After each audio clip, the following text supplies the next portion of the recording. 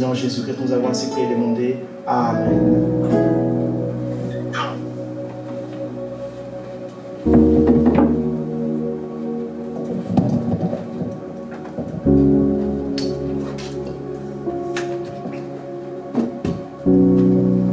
Que le Seigneur Jésus-Christ vous bénisse.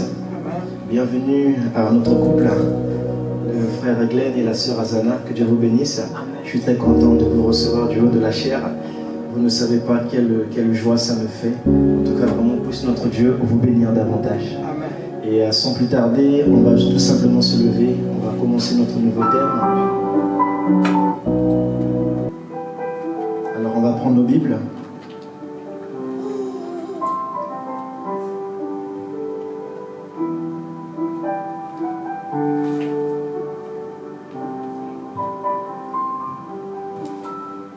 On va lire dans Genèse, chapitre 3, le verset 7 à 11. Genèse, chapitre 3, le verset 7 à 11e. Vous y êtes? Alors lisons la parole ensemble. Les yeux de l'un et de l'autre s'ouvrirent. Ils connurent qu'ils étaient nus. Et ayant cousu des feuilles de figuier, ils s'en firent des ceintures. Alors ils entendirent la voix de Dieu, la voix de l'Éternel Dieu, qui parcourait le jardin vers le soir. Et l'homme et sa femme se cachèrent loin de la face de l'Éternel Dieu, au milieu des arbres du jardin. Mais l'Éternel Dieu appela l'homme et lui dit, « Où es-tu » Il répondit, « J'ai entendu ta voix dans le jardin et j'ai eu peur, parce que je suis nu et je me suis caché. » Et l'Éternel Dieu dit, « Qui t'a appris que tu es nu ? Est-ce que tu as mangé de l'arbre dont je t'ai défendu ?» Que Dieu ajoute des bénédictions à sa parole. Vous pouvez vous asseoir. Alors, nous sommes l'église Leap of Faith, acte de foi.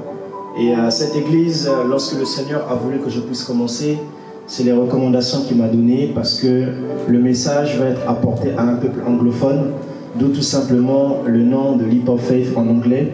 Et nous sommes basés sur deux écritures. La première écriture me concerne en tant qu'Éliezer de Damas. Je suis là en tant qu'un ministre dans le but d'aller chercher Rebecca pour Isaac. Et notre Dieu, c'est notre Isaac. Et nous sommes tout simplement les Rebecca de ce temps de la fin. Et ma mission à moi, en tant qu'un Éliezer de Damas, selon la commission de notre Père qui est le Seigneur Jésus-Christ et le messager qui est William Marion Branham, d'aller tout simplement chercher Rebecca pour Isaac. Et la deuxième, je pourrais dire la deuxième vision de cette église est basée sur le livre de Habakkuk, qui dit tout simplement, même si la promesse tarde à venir, attends-la patiemment, elle finira certainement par s'accomplir. Et cette promesse, elle a deux volets. Le premier, c'est la promesse majeure, qui est le retour du Seigneur Jésus-Christ. Et la deuxième partie, c'est tout simplement chaque promesse que Dieu a dit dans la Bible. Même si les promesses ne se manifestent pas comme ce matin, on n'est pas 10 000, on n'est pas 15 000, la Bible dit, attends tout simplement, la prophétie est déjà avancée, elle arrive à son but. Donc voilà tout simplement pour ce qui concerne l'église. Et ce matin, Dieu m'avait mis à cœur de commencer un nouveau thème qui est l'accès auprès du Père, donc tout simplement par un type de Méphibosheth. Et en cet après-midi, je vais m'entretenir sur la première partie qui est la rétrogradation. Que quelqu'un dise avec moi la rétrogradation. Alors ici, nous avons pris la parole dans le livre de Genèse, chapitre 3, le verset 7e. Ici, dans cette écriture, lorsque nous lisons cette écriture avec un regard plus poussé, il y a quelque chose qui nous interpelle ici. Il y a beaucoup de notions qu'on pouvait peut-être lire comme ça, mais il faut qu'on puisse s'arrêter sur cette écriture parce qu'elle nous raconte beaucoup de passages. Je vais le reprendre et ensuite énoncer le contexte. La Bible dit, « Les yeux de l'un et de l'autre s'ouvrirent. Ils connurent qu'ils étaient nus. » Donc quand on lit cette écriture, on a l'impression que Adam et Ève étaient aveugles. Mais la Bible dit que Dieu ne peut rien faire, il ne peut pas faire quelque chose d'imparfait. Et l'aveuglement est quelque chose d'imparfait. Parce que l'aveuglement est considéré comme étant une maladie. Et notre Dieu ne peut pas créer l'homme à son image et à sa ressemblance étant malade. Mais la Bible dit ici que les yeux de l'un et de l'autre s'ouvrirent. Et ils connurent qu'ils étaient nus. Donc quand on prend cet énoncé, on a l'impression que Adam et Ève étaient déjà aveugles. Et Dieu avait dit à l'homme, le jour où vous mangerez de l'arbre de la connaissance du bien et du mal, vous mourrez. Est-ce qu'il s'agissait d'une mort physique, d'une mort spirituelle, où il s'agissait de la mort de leurs yeux. On va le comprendre. Gardez bien ce texte. On va le comprendre. Il dit encore, ayant cousu des feuilles de figuier, ils s'enfirent des ceintures. Deuxième chose, Dieu a dit dans la parole, dans Genèse chapitre 1, le verset 26, il dit, faisons l'homme à notre image et à notre ressemblance. Mais la Bible dit que lorsque Adam et Ève vont pécher, eux-mêmes, ils vont se débrouiller à vouloir coudre des habits. Ça veut dire qu'ils ne vont pas se satisfaire de comment Dieu les avait créés. Ils ne vont pas s'autosuffire à eux-mêmes. Ils vont eux-mêmes commencer à se débrouiller. Parce que la Bible dit que lorsque Dieu les avait fait à son image, Dieu les avait créés, il a vu que cela était bon et parfait. Mais lorsqu'ils ont mangé de l'arbre de la connaissance du bien et du mal, ils ont commencé à voir leur état, ils ont dit, oh non, nous on aimerait bien changer notre aspect. Fallait que Dieu puisse nous créer avec des feuilles de figuier. On aurait voulu que Dieu puisse nous faire tel habit, tel style, telle mode. C'est là que les problèmes commencent. Suivez encore attentivement. Il dit, alors ils entendirent la voix de l'Éternel Dieu, qui parcourait le jardin vers le soir. Donc ici la Bible montre que Dieu avait pour habitude de parler à Adam et Ève vers le soir. Et ce jour-là, dans l'habitude, Dieu venait parler à ses enfants parce qu'il y avait une communion. Mais comme ils ont péché, ce n'est pas Dieu qui va fuir la face ce n'est pas plutôt Dieu qui va fuir la face de Adam et Ève, mais écoutez, c'est Adam qui va entendre la voix de Dieu. C'est bien d'entendre la parole de Dieu. C'est bien de venir à l'église. C'est bien d'écouter le message. Mais écoutez encore, ils ont entendu la voix de Dieu. Combien d'entre nous entendent la voix de Dieu? Combien d'entre nous reçoit des songes? Combien d'entre nous reçoit des prophéties? Tout le monde entend la voix de Dieu. Mais la suite, ce n'est pas à tout le monde. La suite de cette histoire n'est pas donnée à tout le monde. Écoutez la Bible, ce qu'elle dit. Ils entendirent la voix de l'Éternel, Dieu qui parcourait le jardin vers le soir. Et l'homme et sa femme se cachèrent loin de la face de Dieu. Ça veut dire Dieu voulait leur parler. Dieu voulait leur communiquer quelque chose. Peut-être que Dieu avait une bonne nouvelle. Mais ce jour-là, comme ils ont fait quelque chose qui n'était pas bon, voilà maintenant ils vont aller se cacher de la face de Dieu. Et la Bible dit, et quand ils se sont cachés, il dit, ils se cachèrent loin de la face de l'Éternel, au milieu des arbres du jardin. Mais l'Éternel, Dieu appela l'homme et lui dit, où es-tu? Donc pendant qu'on est en train de parler en cet après-midi, laissez-moi vous dire, Dieu est en train de chercher chaque personne. Dieu est en train de chercher chaque rétrograde. Parce que Dieu était venu ici parce qu'il savait que Adam et Ève étaient sortis de la communion. Alors il venait pour leur donner quelque chose de bon. Mais eux, ils vont fuir la face de Dieu. Mais Dieu pose quand même la question, il dit, où es-tu? Je me suis posé la question en lisant la Bible. N'est-ce pas Dieu, il est omnipotent? N'est-ce pas il est omniprésent? N'est-ce pas il est omniscient? Il savait où était caché Adam. Mais pourquoi il va quand même poser la question? En cet après-midi, Dieu connaît ta situation, Dieu connaît ton problème, mais pourquoi Dieu va laisser la parole de Dieu aller tout simplement derrière te ressourcer? Il savait, mais il avait trouvé un moyen. Écoutez, il dit, où es-tu? Et Adam répondit, il dit, j'ai entendu ta voix dans le jardin et j'ai eu peur. Ici, c'est la première fois dans toute la Bible que vous allez entendre la notion de la peur. Cette notion n'existait même pas. Parce que Dieu avait créé Adam et Ève dans la joie. Et après Branham de nous dire, le cœur de l'homme a été créé pour être heureux, pour vivre en paix, pour vivre dans l'abondance. Mais ce jour-là, Adam n'avait plus eu la joie. Qu'est-ce qui s'était passé? Adam, est-ce qu'il avait péché? Adam, est-ce qu'il avait menti? Adam, qu'est-ce qu'il avait fait? Et la Bible dit, c'est la première fois où on a eu la notion de la peur. Et parce que je suis nu et je me suis caché. Et l'Éternel Dieu dit, qui t'a appris que tu es nu?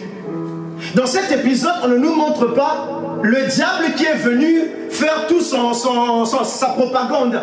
On montre tout simplement Dieu qui parle à ses enfants. Et Dieu pose la question à Adam en lui disant, qui t'a dit que tu es nu?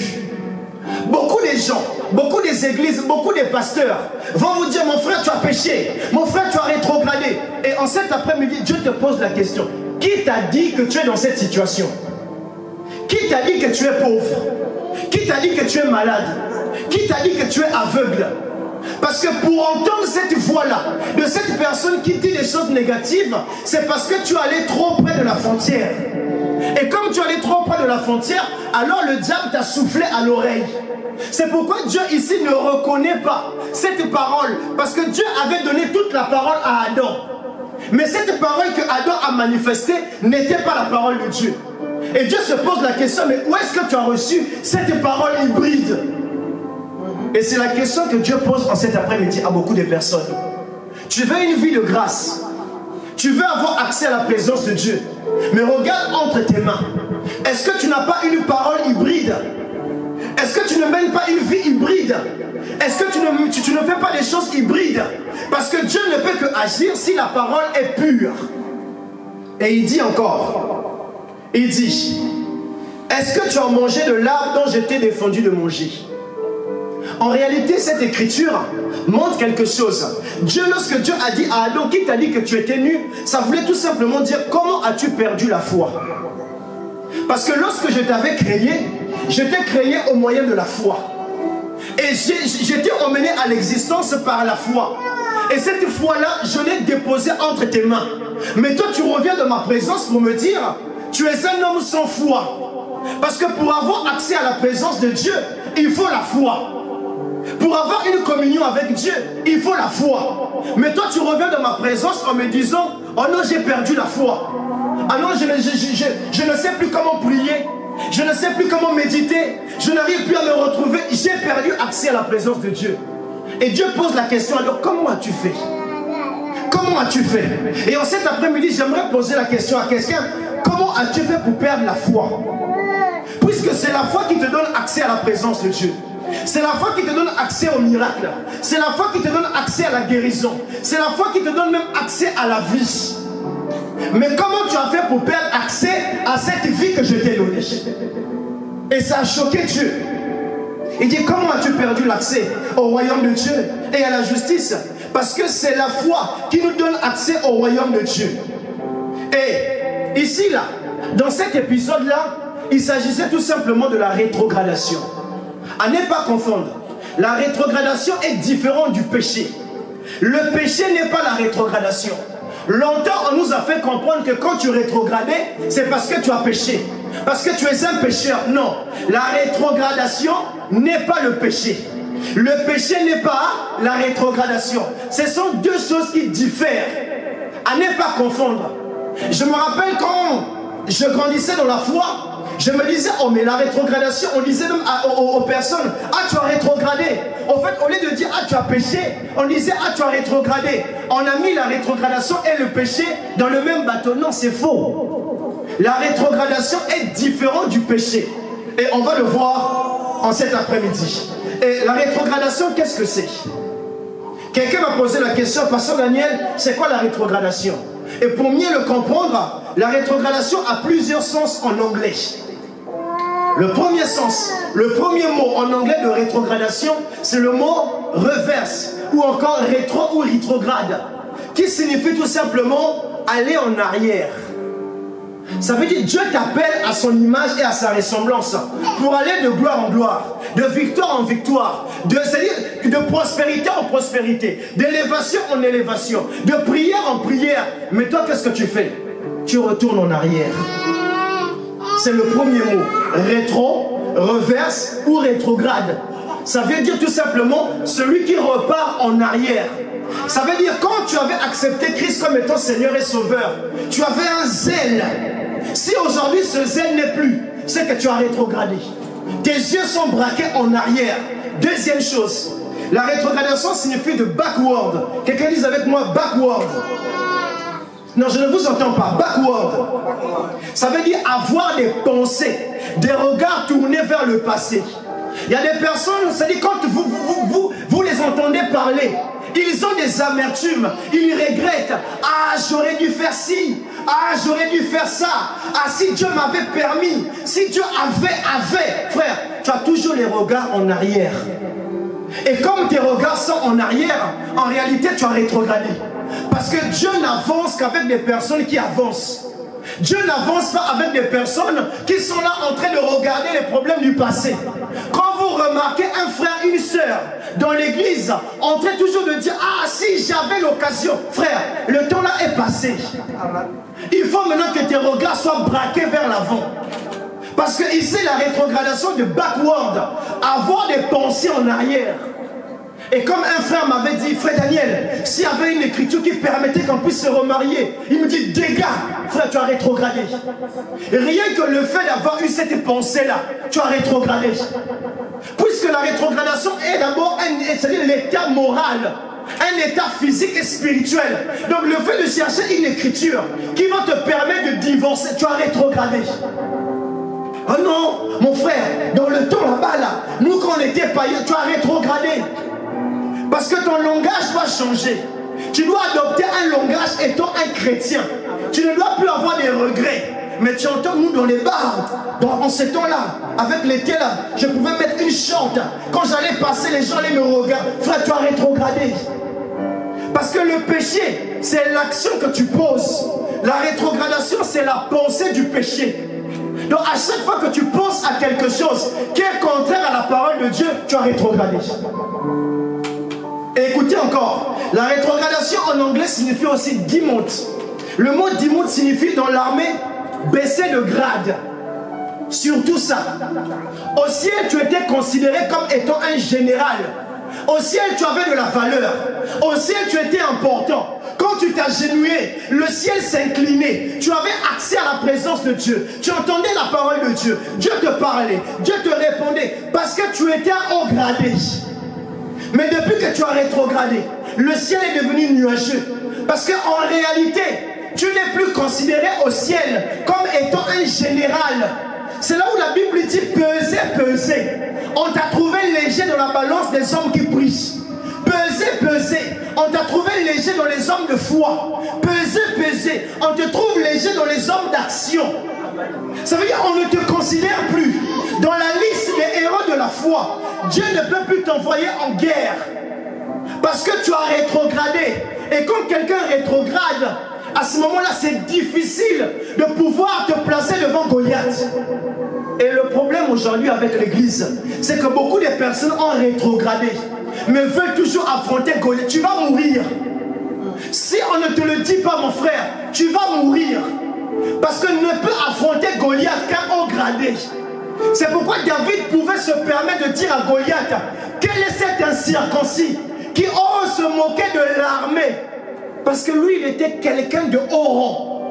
Il ne pouvait laisser Goliath, un amateur, entrer derrière de mépriser les pros. Mon frère, quand tu es un homme de prière, quand tu es un homme de foi, laisse-moi te dire, Dieu te donne la valeur. Dieu te considère. Tu deviens même la priorité de Dieu. Ça veut dire, dans une ville, dans un pays, il y a des personnes qui sont des priorités de Dieu. On n'est pas tous mesurés sur la même valeur. On n'est pas tous mesurés sur les mêmes diapasons. Mais tout dépend de ton attitude. Est-ce que tu as rétrogradé ou pas? You demote. Tu as rétrogradé. Dans l'armée de Dieu. Est-ce que Dieu peut te dire, mon frère, prie pour un malade? Est-ce que Dieu peut t'aller, il peut t'envoyer quelque part? Le problème, c'est ça. La Bible dit que la moisson, elle est grande.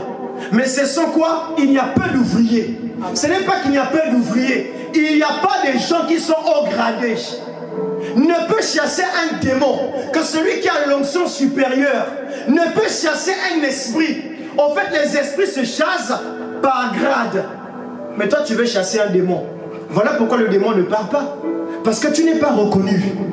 Ton autorité n'est pas reconnue. Ce n'est pas légitime. Alors le diable peut te mépriser. C'est pourquoi la maladie arrive. C'est pourquoi les épreuves arrivent. C'est pourquoi les problèmes arrivent. Parce que le diable sait que tu es un petit. Écoutez encore. Le mot rétrograde en anglais, retreat, ça veut dire revenir en arrière. Toi qui avais pris les armes, ce jour-là tu avais dit, Seigneur, je te servirai jusqu'à ma mort. Seigneur, je te serai fidèle. Seigneur, je n'abandonnerai pas. Seigneur, je garderai ce message. Seigneur, je serai. Mais aujourd'hui, pourquoi tu bats en retrait? Pourquoi maintenant on te retrouve en retrait? Les autres avancent, mais toi tu as l'impression de reculer. Non, il y a un problème. C'est la rétrogradation. La Bible dit racheter le temps, car les jours sont mauvais. Il n'y aura plus d'autres saisons. Il n'y aura plus d'autres ouvriers. Ce sont vous les ouvriers que Dieu va envoyer. Ce sont vous les personnes qui doivent aller gagner des âmes.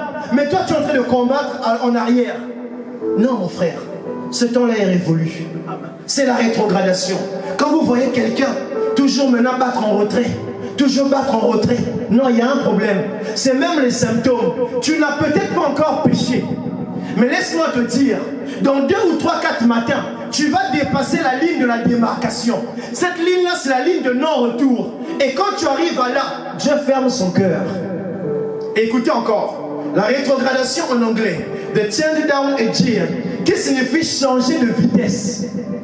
Oh mon frère, quand tu avais accepté Christ comme étant Seigneur et Sauveur, pour aller à l'église, regarde le zèle que tu as fait. Tu pouvais même être 1 heure avant, avec ta Bible devant. La salle n'était même pas ouverte.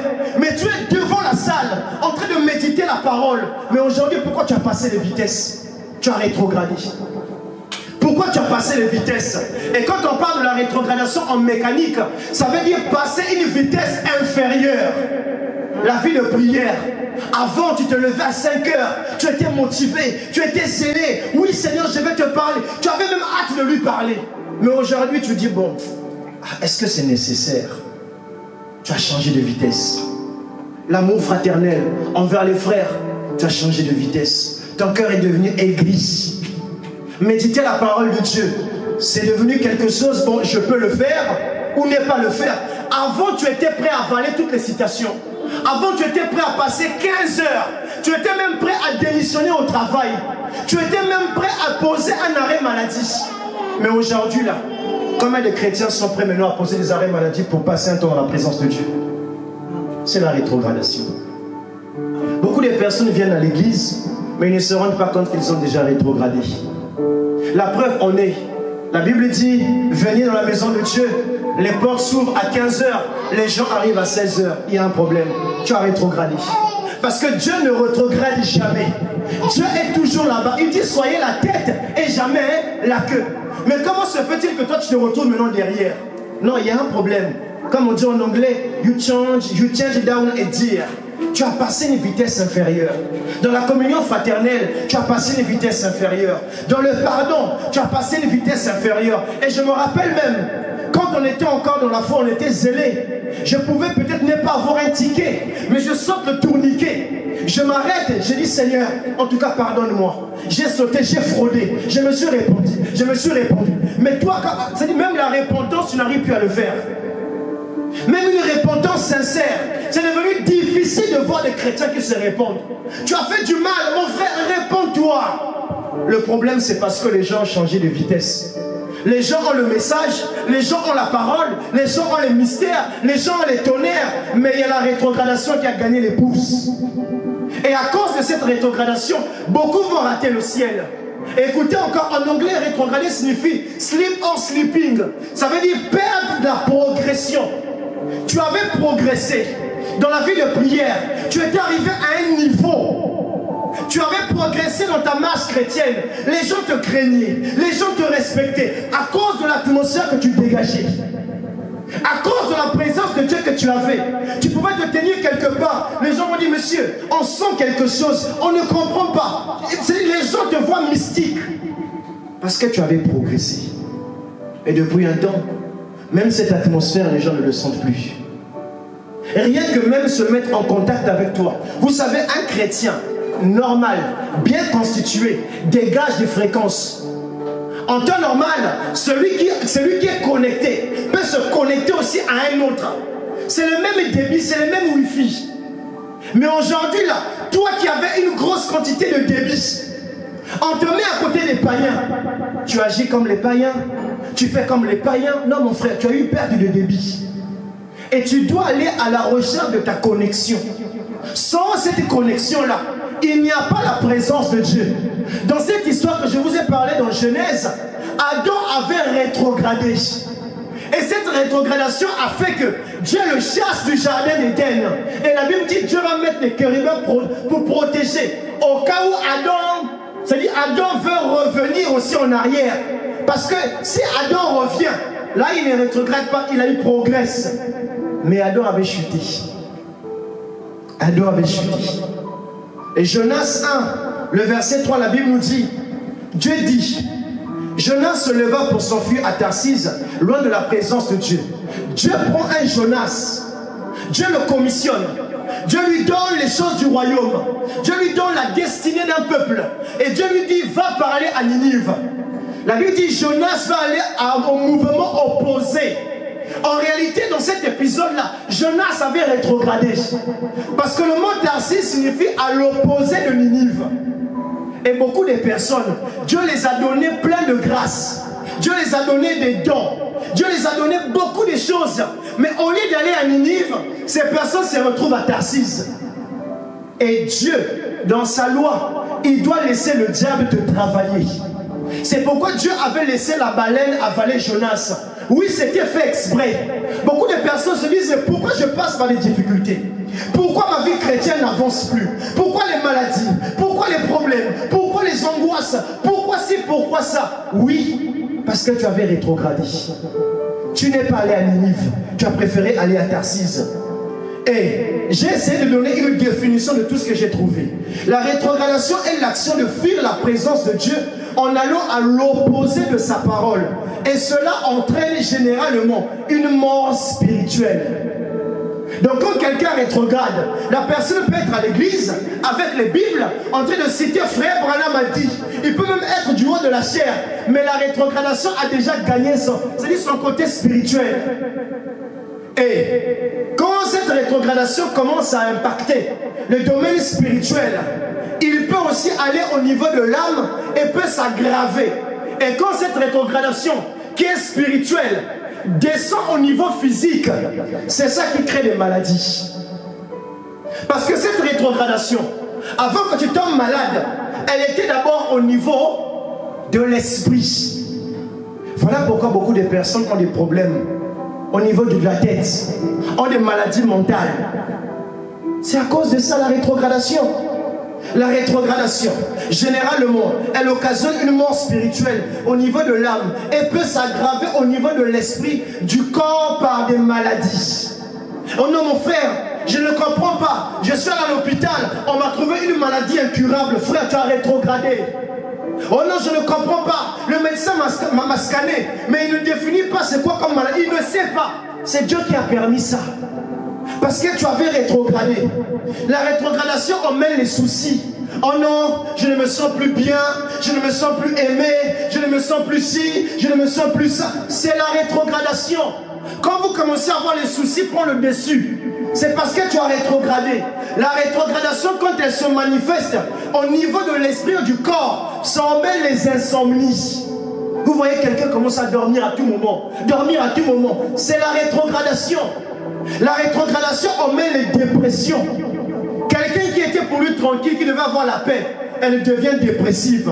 La rétrogradation emmène le stress et beaucoup d'autres choses. Mon frère, c'est pourquoi la parole nous dit de revenir à Christ. La rétrogradation. Et la Bible dit, comme je le disais au verset 7, les yeux de l'un et de l'autre s'ouvrirent. Ils connurent qu'ils étaient nus. Qu'est-ce que cette écriture veut nous dire? Avant, ils étaient tranquilles. Leurs yeux étaient bien. Mais la Bible dit que quand ils ont mangé de l'arbre de la connaissance, c'est-à-dire quand ils ont fait quelque chose que Dieu avait interdit, la Bible dit que leurs yeux vont s'ouvrir. Ils connurent qu'ils étaient nus. Et on va le comprendre dans le livre de 2 Corinthiens 4 à 18. Lisons-le avec moi. Il dit, parce que nous regardons non point aux choses visibles, mais à celles qui sont invisibles. Car les choses visibles sont passagères, les invisibles sont éternelles. En réalité, le problème de cette écriture était que Dieu avait fait Adam et Ève à son image et à sa ressemblance. Or, Dieu est un Dieu éternel. Il a fait Adam et Ève comme étant éternels. Mais au niveau de leur foi, la Bible dit que la foi regarde dans ce qui est dans l'invisible. Mais en ayant les yeux fermés, comme un aveugle, quand une personne est aveugle, il base sa foi sur son bâton. C'est le bâton qui le guide. C'est pourquoi David pouvait dire, ta houlette et ton bâton me ramènent à la maison. Adam, quand ils n'avaient pas mangé de l'arbre de la connaissance du bien et du mal, leurs yeux étaient toujours rivés vers l'invisible. Ils étaient toujours en communion avec l'invisible parce qu'ils avaient les yeux spirituellement fermés. Mais ce jour-là, quand ils vont manger de cette chose-là, ce jour-là, il va se passer quelque chose.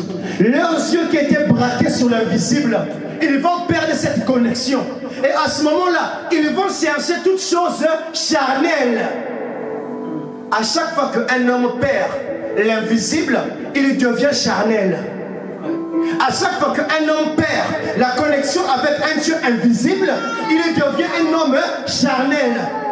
Parce que la foi regarde dans ce qui est invisible. Pour que tu puisses avoir la bénédiction, tu dois avoir la foi. Ça veut dire que tu dois garder tes yeux fermés. Et à cause de la curiosité de Ève, et beaucoup de personnes, à cause de leur curiosité, et cette écriture nous définit beaucoup de choses. Dieu nous a donné sa parole pour que nous puissions bien vivre, pour que nous puissions aller c'est-à-dire de grâce en grâce, pour que nous puissions avoir accès à la présence de Dieu. Dieu veut que nous puissions avoir les yeux rivés sur lui. Mais nous, qu'est-ce que nous faisons? Nous prenons un peu de théologie. On veut voir clair. C'est pourquoi même l'expression dit « je dois voir clair ». Oui frère, Dieu t'a donné la parole et tout simplement la foi. Crois tout simplement à sa parole. Mais les gens vont aller chercher les dictionnaires, la rousse, pour vraiment comprendre l'écriture. Frère, non, tu vas pécher. Les gens vont chercher la théologie. Ils vont prendre la théologie, la mélanger avec la parole. Frère, tu dois avoir la foi. Les gens vont chercher des choses à gauche, les gens vont chercher des choses à droite, et ils mélangent avec la parole, et pour manifester une foi. Non, la foi. Il dit parce que nous regardons non pas aux choses visibles. Aujourd'hui, les gens sont dans le matu vu. Les gens cherchent les choses visibles. Frère, nous sommes de ceux-là qui cherchons les choses invisibles. Parce que Dieu est un Dieu invisible. Ceux-là qui cherchent les choses, les manifestations, les guérisons, les démonstrations, Dieu ne travailleront pas avec eux. Parce que la Bible dit, il y aura une différence entre ceux qui me servent et ceux qui ne me servent pas. Le diable n'a-t-il pas de manifestations? Quand les féticheurs parlent en langue, ce n'est pas une manifestation. Quand il guérit, ce ne sont pas des manifestations. Où est la différence? La différence, elle est au niveau de ta connexion avec l'invisible. Et beaucoup de personnes ont perdu cette connexion. Et cette écriture, les yeux de l'un et de l'autre s'ouvraient, ils connurent qu'ils étaient nus. En réalité, ils avaient changé de dimension. Ils n'étaient plus au trône. Ils n'avaient plus accès à la présence de Dieu. Mais ce jour-là, ils se sont retrouvés dans les ténèbres. La Bible l'a dit d'une manière codée. Ça veut dire quand ils ont mangé de cette chose-là, spirituellement parlant, ils n'étaient plus dans la présence de Dieu, mais ils se sont retrouvés dans les ténèbres. Ils se sont retrouvés en enfer. Et combien de personnes se retrouvent en cet après-midi dans cette situation? Tu avais accès à la présence de Dieu et quelque chose arrive, tu te sens maintenant dans les ténèbres environnées. C'est là où David avait écrit ce psaume-là. Même quand je marche dans la vallée de l'homme de la... Mais comment tu t'es retrouvé dans cette vallée? Toi, un loin de l'éternel. Qu'est-ce qui t'a poussé de te retrouver dans la vallée de l'homme de la mort? Et beaucoup de personnes, c'est parce qu'ils ont rétrogradé qu'ils se retrouvent dans la vallée de l'homme de la mort. Et c'était ce qui s'était passé. Il y avait eu un changement de dimension, changement d'atmosphère, changement de régime, changement de politique. Parce que la politique de Dieu était que Adam et Ève vivent éternellement. Mais la politique de ce qu'ils avaient voté avait fait en sorte qu'ils puissent se retrouver dans la mort. Et la Bible nous dit encore, dans Genèse 26, lisons-le, il dit, faisons l'homme à notre image, selon notre ressemblance, qu'il domine sur les poissons de la mer, sur les oiseaux du ciel et sur les bétails du ciel. Il dit sur toute la terre et sur tous les reptiles qui rampent sur la terre. Cette écriture, la Bible dit que l'homme est la première des créations de Dieu. Mais comment se fait-il, dans l'heure de la manifestation, l'homme va être manifesté le 6e jour? C'est parce qu'il a été relayé à un second plan, à cause de cette rétrogradation. Et beaucoup de personnes que Dieu devait mettre en premier plan, à cause de la rétrogradation, Dieu te relaye à des seconds plans. Dieu te relaye à des petites choses. Dieu te relaye à des petits projets. C'est parce que tu as rétrogradé. Voilà le problème de l'Église, la rétrogradation. Et dans Exode 33, il est dit, faisons voir ta gloire. Putain, c'est Moïse qui dit, Seigneur, fais-moi voir ta gloire. Moïse s'est permis de dire à Dieu, Seigneur, je veux voir ta gloire. Ça fait des années, on m'a parlé de ta gloire. Ça fait des années, j'ai envie de toucher cette gloire. Seigneur, fais-moi voir ta gloire. Écoutez la réponse de Moïse, plutôt de Dieu. Combien de personnes en cet après-midi veulent voir la gloire de Dieu? N'est-ce pas dans notre prière, nous disons, Seigneur, fais-moi voir ta gloire. Seigneur, donne-moi accès à ta présence. Seigneur, je veux te toucher. Seigneur, je veux te sentir. C'est exactement la prière de Moïse. Écoutez la réponse de Dieu. Il dit, Seigneur, fais-moi voir ta gloire. L'Éternel répondit, je ferai passer devant toi ma bonté et je proclamerai devant toi le nom de l'Éternel. Je fais grâce à qui je fais grâce et miséricorde à qui je fais miséricorde. L'Éternel dit, tu ne pourras pas voir ma face. Moïse veut entrer en contact avec Dieu. Moïse veut avoir une connexion avec Dieu.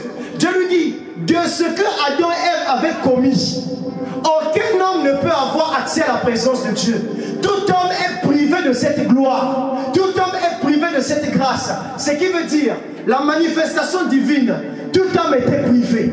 La guérison divine était privée. Les dons, les parler en langue, les prophéties, tout cela était dans ce paquet-là. Et Dieu nous avait privés de ça. Et écoutez, il dit encore, tu ne pourras pas voir ma face, car l'homme ne peut voir ma face et vivre. Donc ce jour-là, Adam, Dieu les avait créés dans la vie éternelle. Mais ce jour-là, ils se sont retrouvés dans un régime de mort. Et à cause de ça, Moïse ne pouvait voir la face de Dieu. Et la Bible dit que cet homme qui voyait la face de Dieu, il mourait. C'est comme en cet après-midi. Tu veux voir la face de Dieu? Frère, est-ce que tu es rétrograde? Ma soeur, est-ce que tu es rétrograde?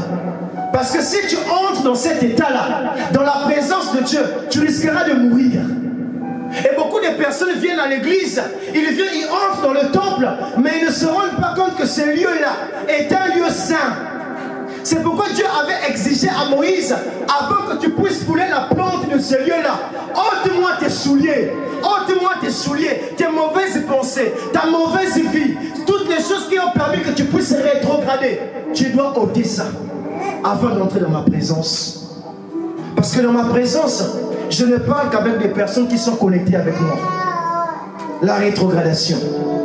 Et Ecclésiaste 9,4 dit, pour tous ceux qui vivent, il y a de l'espérance. Et même un chien vivant vaut mieux qu'un lion mort. Cette écriture m'avait troublé. Comment un chien vivant vaut mieux qu'un lion mort? Le lion n'est-il pas le roi des animaux?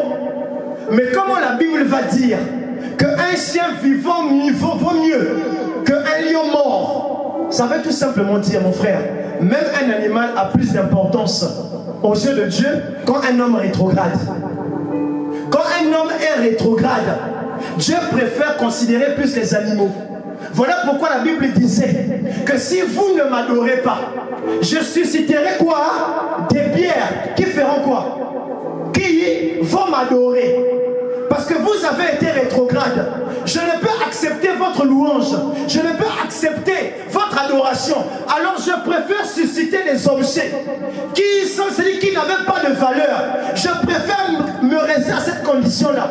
Je préfère les chants des animaux. Je préfère les chants des oiseaux plutôt qu'un homme rétrograde venir à ma présence.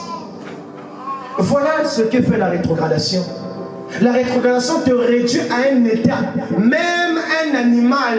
Et on va le voir. On le verra dans la Bible qu'il y a eu même des animaux que Dieu va permettre de voir sa gloire. Mais comment cela est possible? Alors que Moïse veut voir la gloire de Dieu, Dieu dit à Moïse, tu ne peux voir ma gloire et vivre. Mais un animal qui n'a pas d'âme, qui ne peut prier, qui ne peut méditer, qui ne peut être en intimité avec Dieu. Mais comment se fait-il qu'il va commencer à voir la gloire de Dieu? Non, frère, il faut que tu te révoltes. Tu dois te révolter par rapport à ta situation. Si un animal qui ne prie pas, qui ne jeûne pas, mais toi tu traites durement ton corps, mais tu es toujours rétrograde. Non, il y a un problème. La rétrogradation. Et dans Nombre, il est dit, la colère de Dieu s'enflammera, parce qu'il était parti. Et l'ange de l'Éternel se plaça sur le chemin pour lui résister. Balaam était monté sur son ânesse. Cette histoire nous montre par rapport à Balaam et son ânesse. C'est l'histoire qui m'a beaucoup plu. Et j'ai compris en réalité qu'est-ce qu'on appelle véritablement la rétrogradation. Balaam, un jour Balak est allé voir je pourrais dire ses féticheurs. Il voulait avoir le dessus sur Israël. Et il est allé demander aux gens d'appeler le prophète qui était Balaam. Il va dire, appelez-moi Balaam. Et Balaam va venir. Balak va dire à Balaam, est-ce que tu ne peux pas aller prier Dieu de maudire Israël pour que je puisse avoir la victoire sur Israël? Alors que Dieu avait dit que celui qui bénit Israël est quoi? Est béni. Celui qui maudit Israël est quoi? Est maudit. Mais Balak demande à Balaam d'aller maudire un peuple qui est béni. Ça veut dire, Balak demande à Balaam qui est prophète, est-ce que tu ne veux pas aussi entrer dans ma rétrogradation? Ne veux-tu pas aussi faire comme moi, frères et sœurs? Laissez-moi vous dire, le salut est individuel. Il y a des personnes qui seront un Balak pour ta vie. Tu ne sauras pas, mais subtilement, ils vont te dire des choses. Quand toi tu vas le faire, eux ils sont déjà déçus de la grâce. Mais toi quand tu vas poser l'action, c'est toi qui auras des problèmes avec Dieu. C'est toi qui auras des difficultés. Et laissez-moi vous dire, Dieu n'a jamais voulu tuer Balak. Parce que Dieu n'avait pas à traiter avec lui. C'est déjà un rétrograde. Mais le problème de Dieu était Balaam, qui était un prophète. Et laissez-moi vous dire, Église, vous avez des problèmes à cause de Dieu, à cause des Balak. Il faut derrière dans votre vie commencer à voir qui est Balak. Balak, ça peut être l'alcool. Balak, ça peut être les mauvaises pensées. Balak, ça peut être les mauvaises paroles. Balak, ça peut être l'entourage. Et à cause de Balak, tu peux te retrouver à maudire Israël. Et voilà maintenant Balaam qui va aller, lui aussi, au lieu d'avoir le discernement. La Bible dit tout est bon, mais tout n'est pas utile. Ce jour-là, au lieu de prendre ça, de mettre dans le fil de l'homme qui réfléchit, lui, qu'est-ce qu'il va faire? Il aimait tellement l'argent. Et il est parti. À cause des choses que nous aimons, nous risquerons de faire beaucoup de compromis. Et ces compromis-là vont nous créer des problèmes. Et Balaam va aller dans la présence de Dieu.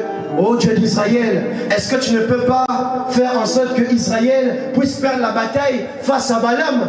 Dieu va lui dire, Balaam, j'ai déjà ordonné dans ma parole que celui qui bénit est béni. Celui qui maudit est maudit. Il y a des frères et des sœurs qui viennent quand même à l'église, qui savent ce que la parole de Dieu demande de leur vie.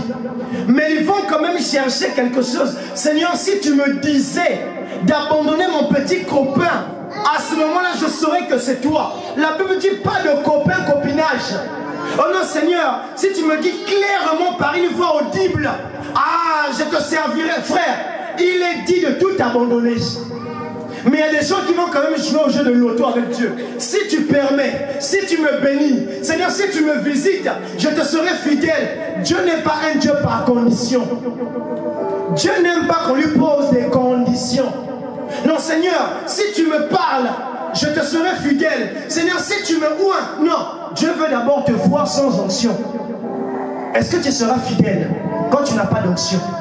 Quand tu es pauvre, est-ce que tu es fidèle? Quand tu n'as pas d'argent pour aller à l'église, est-ce que tu seras fidèle? Le voilà Balaam qui va aller. Tu lui dis non, j'ai déjà prescrit dans ma parole. Tu as juste à bénir. Et Balaam va accepter et il va aller voir Balak. Non, je ne peux maudire ce peuple. Balak va lui présenter plus de choses. Et le voilà retourné encore. Il dit Seigneur, s'il te plaît, permets-moi. À cause des volontés permissibles, beaucoup de personnes se retrouvent rétrogrades. Seigneur, permets-moi. Seigneur, permets-moi. Seigneur, je voudrais si. Seigneur, permets-moi. Seigneur, j'aimerais si. Et à cause de ça, il y a eu beaucoup de rétrogrades. Et Dieu va dire à Balaam, fais selon ta volonté. Ma volonté à moi est que tu demeures dans ma parole. Mais toi, fais d'après ta propre volonté. Et Balaam maintenant va aller. Et vous savez qu'est-ce qui va se passer? Écoutez, il va se passer quelque chose. Balaam était sur le point d'aller pour pouvoir aller maudire le peuple. Il était content parce que Dieu lui a parlé, n'est-ce pas? Dieu lui a parlé d'une voix audible. Tout ce que vous entendez comme voix de Dieu n'est pas forcément un ainsi dit le Seigneur. N'est pas seulement un va et fait. Non. Dieu peut te parler, mais sous une forme codée, il n'est pas d'accord avec toi. Il veut te dire d'une manière codée qu'il n'est pas d'accord avec ce que tu as fait. Mais il te dit, fais d'après ta volonté. Fais d'après tes goûts. Fais d'après tes choix. Je serai là, t'inquiète. Mais en réalité, il y a déjà la séparation avec Dieu. Il y a déjà une séparation. Et ce jour-là, Balaam maintenant il était sur le point d'aller maudire le peuple. Et le voilà sur la route, sur l'âne avec ses serviteurs. Et la Bible dit que Balaam n'était plus connecté avec Dieu. Balaam avait perdu l'accès au trône. Balaam avait perdu l'accès à la présence de Dieu. La faute était à qui? Balak. Et qui d'autre? Lui-même. En réalité, on ne peut pas mettre la faute à Balak. Frère, ne mettez pas vos erreurs, vos échecs sur la tête de quelqu'un. Oh non, si j'ai manqué de ça, c'est parce qu'un tel avait failli. Oh non, si je ne vais plus à l'église, parce que dans les églises, les pasteurs font n'importe quoi. Si j'ai rétrogradé, c'est parce que les chrétiens aujourd'hui sont devenus bizarres. Frère, non, ça ne marchera pas. Oui, bien que Balak t'a donné l'occasion, mais tu avais aussi l'occasion, comme Jacques nous dit, résiste à la tentation et il s'enfuira loin de vous. Mais toi, qu'est-ce que tu as fait? Tu as accepté. Oh non, frère, je n'irai plus à l'église. Moi, je n'irai plus à l'église parce qu'aujourd'hui, là, les pasteurs nous ont trompés. Frère, non, non, non, non. Tu as rétrogradé. C'est tout. Et Balaam, le voilà, sur le point d'aller maudire. Et la Bible dit, l'ange va descendre avec quoi? L'épée flamboyant qui tournait, qui tourbillait. Et la Bible dit, Balaam ne voyant pas l'ange, Balaam voulait s'enfoncer. Mais l'âne, je me suis toujours posé la question, Seigneur, pourquoi tu as permis à un animal de pouvoir voir ce qu'un homme ne pouvait pas voir? Balaam voulait vraiment passer, mais l'âne a vu. L'âne a vu l'ange de la mort prêt à frapper. Et l'âne va freiner le chemin. On va le lire. Lisons-le. Lisons le Nombre 22. Il dit, la colère de Dieu s'enflamma parce qu'il était parti. Et l'ange de l'Éternel se plaça sur le chemin pour lui résister. Balaam était monté sur son ânesse et ses deux serviteurs étaient avec lui. L'ânesse vit l'ange de l'Éternel qui tenait sur le chemin son épée. Il tenait son épée nue dans la main.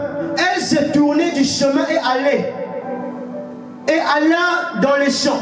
Balaam frappa l'ânesse pour le ramener dans le chemin. Il y a quelque chose qui est étrange. Balaam ne voit pas l'ange, mais l'âne voit l'ange. Et quand l'âne voit l'ange, l'âne se dit non, je ne peux pas aller, sinon je risquerais de mourir. Mais Balaam va quand même insister. Balaam va frapper. Combien de personnes frappent des personnes qui sont des bénédictions? Combien de personnes frappent des bénédictions dans leur vie? C'est parce qu'ils n'ont pas compris. Ils n'ont pas compris l'importance de ces choses-là. Balaam ne comprenait pas qu'il était rétrograde. Mais l'âne avait compris que mon chef, celui-là que j'aime beaucoup, il a déjà perdu la connexion. Comme moi, vous savez, il se passe quelque chose. Les animaux que vous avez dans la vie, si vous êtes des hommes connectés de Dieu, en réalité, vous aussi, vous serez connectés. Même les animaux seront connectés. Et ici, là, comme c'était l'un des prophètes, il voyait comment Dieu parlait aux prophètes. Il voyait comment Dieu agissait à travers lui. Donc, il savait reconnaître la présence de Dieu. Et ce jour-là, l'âne avait sauvé la vie de Balaam. Mais Balaam n'était même pas reconnaissant. Il va frapper l'âne. Et combien de personnes arrivent à faire cet acte? Dieu est sur le point de te frapper. Dieu va envoyer un frère, une soeur intercéder pour toi. Et quand la personne intercède pour toi, il n'y a pas de reconnaissance. Il n'y a pas de reconnaissance, mon frère. Non, ne soyons pas comme Balaam. Et la Bible dit, il va frapper. Et quand il va frapper l'âne, et l'âne va commencer à gémir, l'âne va hurler. Balaam lui dit, avance. L'âne dit, je ne peux pas avancer. Et l'histoire montre encore que l'histoire va poursuivre. Arrivé à un moment où l'ange de l'Éternel va se mettre au niveau du mur, sur le point de frapper. Et la Bible montre que l'ange va encore voir, plutôt l'âne va voir l'ange. L'âne va faire quoi? Il va se mettre au point du mur. Et il va piétiner le pied de Balaam Et la Bible dit Balaam va encore faire quoi? Il va encore frapper. Dans cette histoire, quand vous lisez ça, vous allez voir Balaam qui frappe, qui frappe, qui frappe, qui frappe. En fait, ça veut tout simplement dire, beaucoup de personnes, au lieu de se rendre compte de leur état, vont commencer à dire, Seigneur, pourquoi tu permets ci? Seigneur, pourquoi il y a ci? Seigneur, pourquoi il y a ça? Seigneur, pourquoi? Non, mon frère, reconnais la grâce que Dieu te fait. Il y a des personnes au temps de la Bible, parce qu'ils ont apporté un feu étranger dans la maison de Dieu, ils sont morts sur le champ. Mais toi, Dieu te conserve encore. Dieu te donne encore la grâce, la possibilité de revenir auprès de lui. Mais toi, tu es là à questionner Dieu. Seigneur, mais pourquoi? Seigneur, pourquoi si? Seigneur, pourquoi là? Non, tu es en train de frapper l'âne. L'âne qui te conduisait autrefois. L'âne qui te bénissait autrefois. L'âne qui était à tes côtés autrefois. L'âne qui te transportait autrefois. Et c'est même ça la réponse que l'âne va donner à Balaam. Balaam il va dire, mais pourquoi tu me frappes? Et l'âne va même lui dire, Balaam, n'étais-je pas été fidèle? Partout où tu voulais que je t'emmène. Est-ce que je ne t'ai pas emmené là-bas? C'est la même chose avec Dieu. Toutes les choses que tu voulais, Dieu ne te l'a pas donné. Tu voulais ça, Dieu t'a donné. Tu voulais la prospérité, Dieu t'a élevé. Tu voulais ci, Dieu t'a donné. Mais aujourd'hui là, pourquoi tu commences à accuser Dieu? Et là il dit, n'étais-je pas été fidèle? N'étais-je pas été d'une certaine utilité? C'est aujourd'hui que je vais tromper mon maître. C'est aujourd'hui que je vais te trahir. Est-ce que j'ai déjà agi d'une manière contre toi? Et la Bible dit ce jour-là, les yeux de Balaam vont s'ouvrir. Comme on a commencé dans le jardin d'Éden, leurs yeux étaient ouverts quand ils ont mangé. Ce jour-là, lorsque Balaam a vu la présence de l'ange, à la fin de cette histoire, ses yeux sont quoi? Ouverts. Il y a deux manières d'ouvrir ses yeux. La première manière, c'est charnel, comme dans le jardin d'Éden. La deuxième manière, c'est spirituel. C'est-à-dire, quand Dieu ouvre tes yeux spirituels, tu peux entrer en contact avec le surnaturel. C'est pourquoi Paul, sur le chemin de Damas, ses yeux étaient aveuglés. Mais quand Dieu avait ouvert ses yeux, il a pu apporter une bonne adoration. Donc, en cet après-midi, quelle est ta situation? Tes yeux se sont ouverts de quelle manière? De quelle manière tes yeux se sont ouverts? Est-ce que tes yeux se sont ouverts dans la progression ou dans la rétrogradation? Il y a des frères qui vont dire, c'est oui, mes yeux se sont ouverts, je commence à lire la parole. Oui, mais j'aimerais te dire, tu es quand même dans la rétrogradation. Quand tes yeux s'ouvrent d'une manière spirituelle, ça veut dire que tu as la foi. Et la foi persévère, la foi patiente, la foi supporte, la foi aime, la foi attend. Mais aujourd'hui, là, les chrétiens ne sont plus patients. Les chrétiens ne sont plus persévérants. Et comme je le disais à mon église, à peine les gens commençaient l'église, ils veulent déjà remplir des stades. Frère, il faut avoir les yeux ouverts d'une manière patiente. Les gens veulent que Dieu les utilise. Écoutez ce que frère Branham va dire dans questions et réponses. Prêché le 27 avril 62 à Jefferson, il dit au paragraphe 104, il dit maintenant, si il y a un point que vous pouvez franchir, c'est là un point de non-retour. Mais quand vous arrivez là, vous êtes tout en bas de nouveau. Ça veut dire, comme je l'ai dit, la rétrogradation c'est perdre, slip or slipping, perdre sa progression. Donc quand tu es en Christ, tu dois progresser. Et j'ai parlé, le thème qui nous a précédé, qui était tout simplement la croissance spirituelle du véritable croyant. Dieu t'a appelé à avoir une croissance spirituelle. Tu as eu des progressions. Mais ici, là, la rétrogradation, tu perds cette progression. Et après Branham le dire ici, là, il dit tu te retrouves à un état de nouveau très bas. Ça veut dire en réalité, tu n'as même pas bougé. Beaucoup de personnes pensent être ici, mais en réalité, ils sont en bas. Parce que dans la rétrogradation, le mot démote, il y a 4 verbes pour qu'une personne rétrograde. Vous devez voir les 4 verbes dans la vie de quelqu'un. La première chose, quand on rétrograde au niveau de la vitesse, qu'est-ce qui se passe? On ralentit.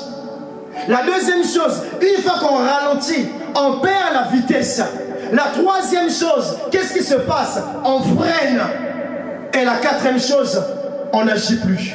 On est mort. C'est comme ça que les gens aujourd'hui à l'église sont. Il y a des personnes qui sont déjà longs. Ils ont déjà freiné. C'est pourquoi Dieu ne peut plus agir. C'est pourquoi Dieu ne peut plus travailler. Parce qu'ils ont déjà freiné. Ils sont dans la première marche de la rétrogradation. Ils disent non, Dieu ne m'a pas frappé. Non, Dieu ne me parle plus. Ou encore ils vont dire Dieu me parle.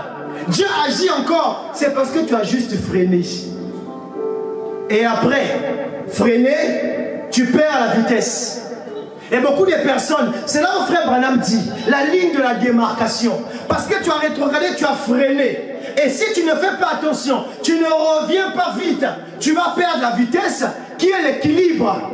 Tu vas perdre ton identité spirituelle, tu vas perdre la nature, tu vas perdre ton onction, tu vas perdre tous les progrès que tu as en Christ. Tu vas le perdre et à ce moment-là, tu vas te stopper. Et quand tu te stoppes, tu sens que derrière, tu es comme emprisonné. Tu veux prier, tu sens qu'il y a une lourdeur. Tu veux jeûner, il y a une lourdeur. Tu veux méditer, il y a une lourdeur. C'est parce que tu es arrivé à l'état la plus basse de la rétrogradation. Et là, la Bible dit, le diable, votre adversaire, il est comme un lion rugissant. Il cherche les personnes à qui il va dévorer. En réalité, le diable ne dévore pas ceux-là qui ont juste freiné. Frère, quand tu as freiné, le diable ne peut pas te dévorer. Quand tu perds la vitesse, le diable ne peut pas te dévorer. Mais c'est quand tu t'arrêtes. C'est à ce moment-là, parce qu'il tournait autour de toi. Vous savez, quand la voiture freine, en réalité, il y a une distance d'arrêt.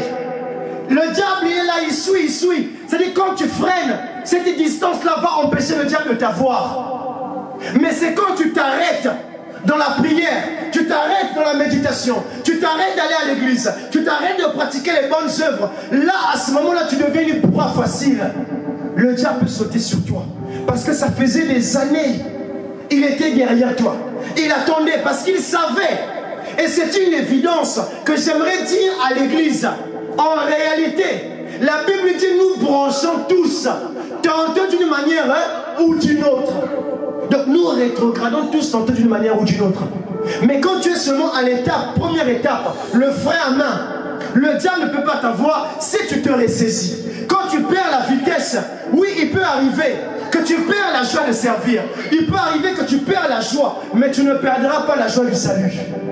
Le diable ne pourra pas t'avoir. Mais c'est comme mon frère, ma soeur. Tu prends la Bible, tu mets à côté. Tu prends le christianisme, tu mets à côté. Tu prends le message, tu mets à côté. Tu prends le prophète, tu mets à côté. Tu prends les maquillages, les bières, les énéquets, les machins, la mauvaise vie. Tu commences à avaler. Frère, tu deviens une proie facile.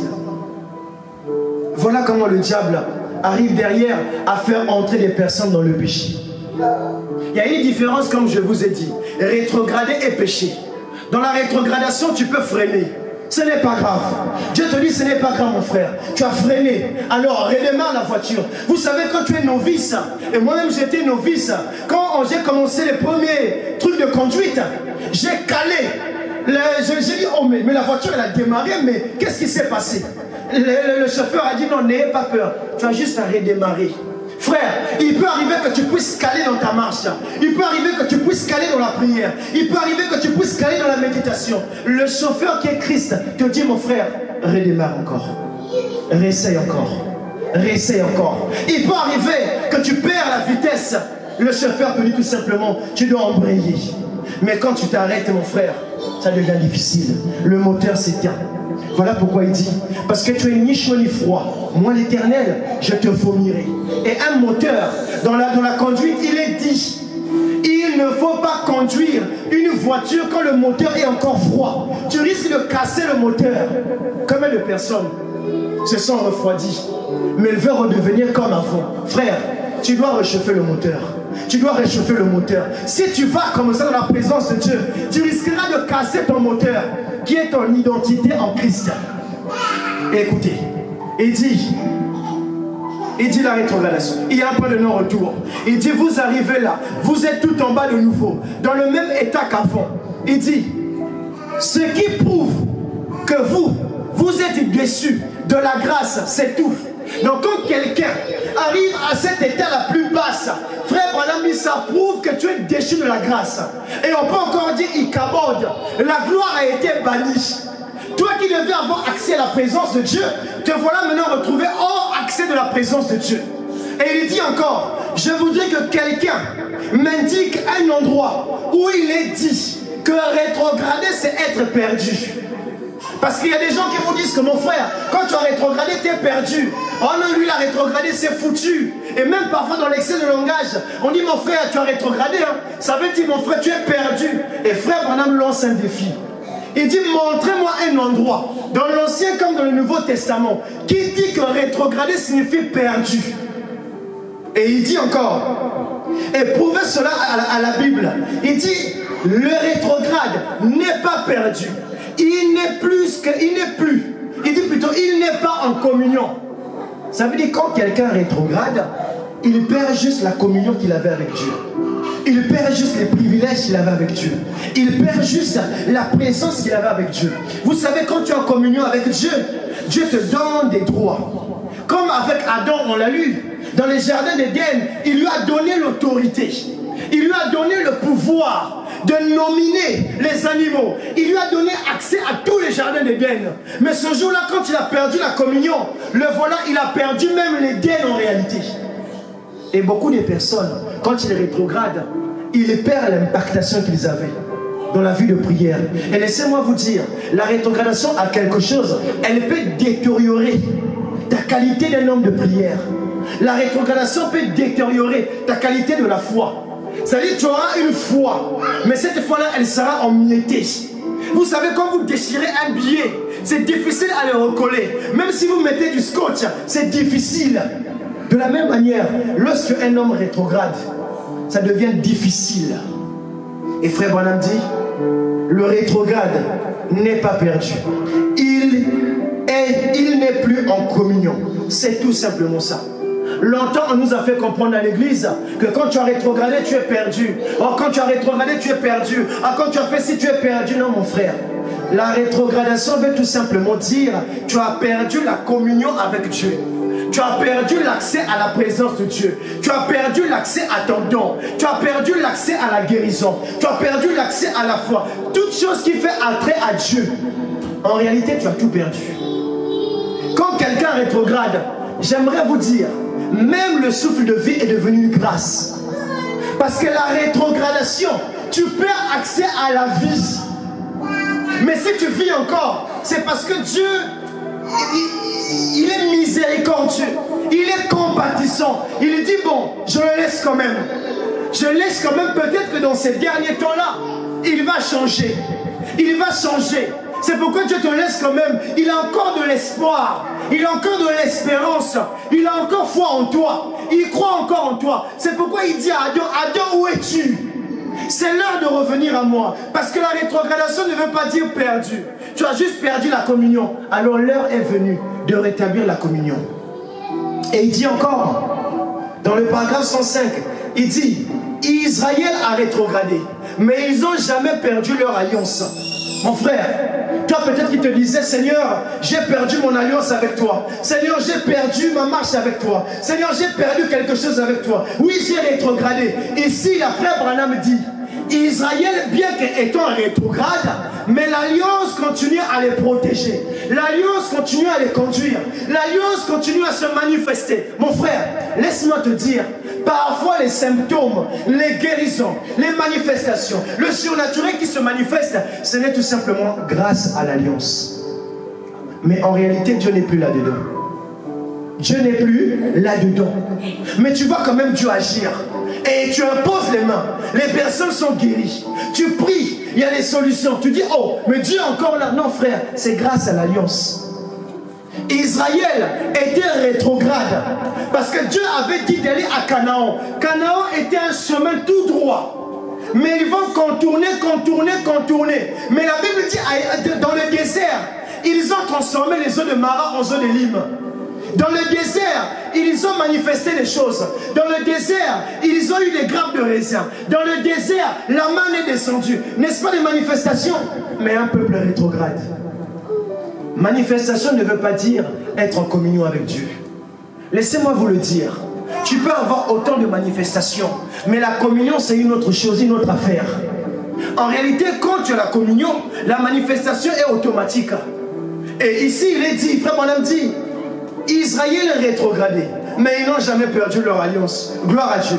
Ils ont perdu leur louange et leur joie. Mon frère, il peut arriver dans la vie que tu perds la joie, même la joie de vivre.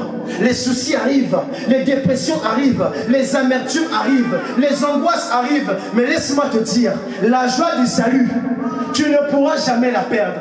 La joie de cette alliance, tu ne pourras jamais la perdre. Et écoutez dans le paragraphe 106, il dit, David a perdu la joie de... Il dit, David a perdu la joie de son salut quand il a pris Bathsheba, la femme d'Uri, mais il ne l'a jamais perdu. Il n'a jamais perdu son salut.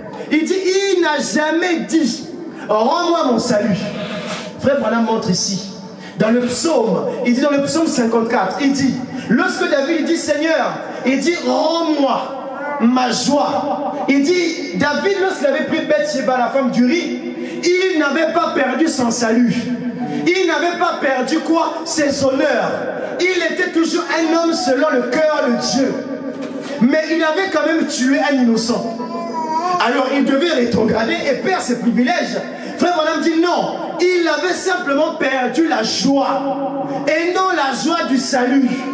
Il pouvait perdre la louange. Il pouvait perdre l'onction de jouer la guitare. Il pouvait perdre l'onction de chanter.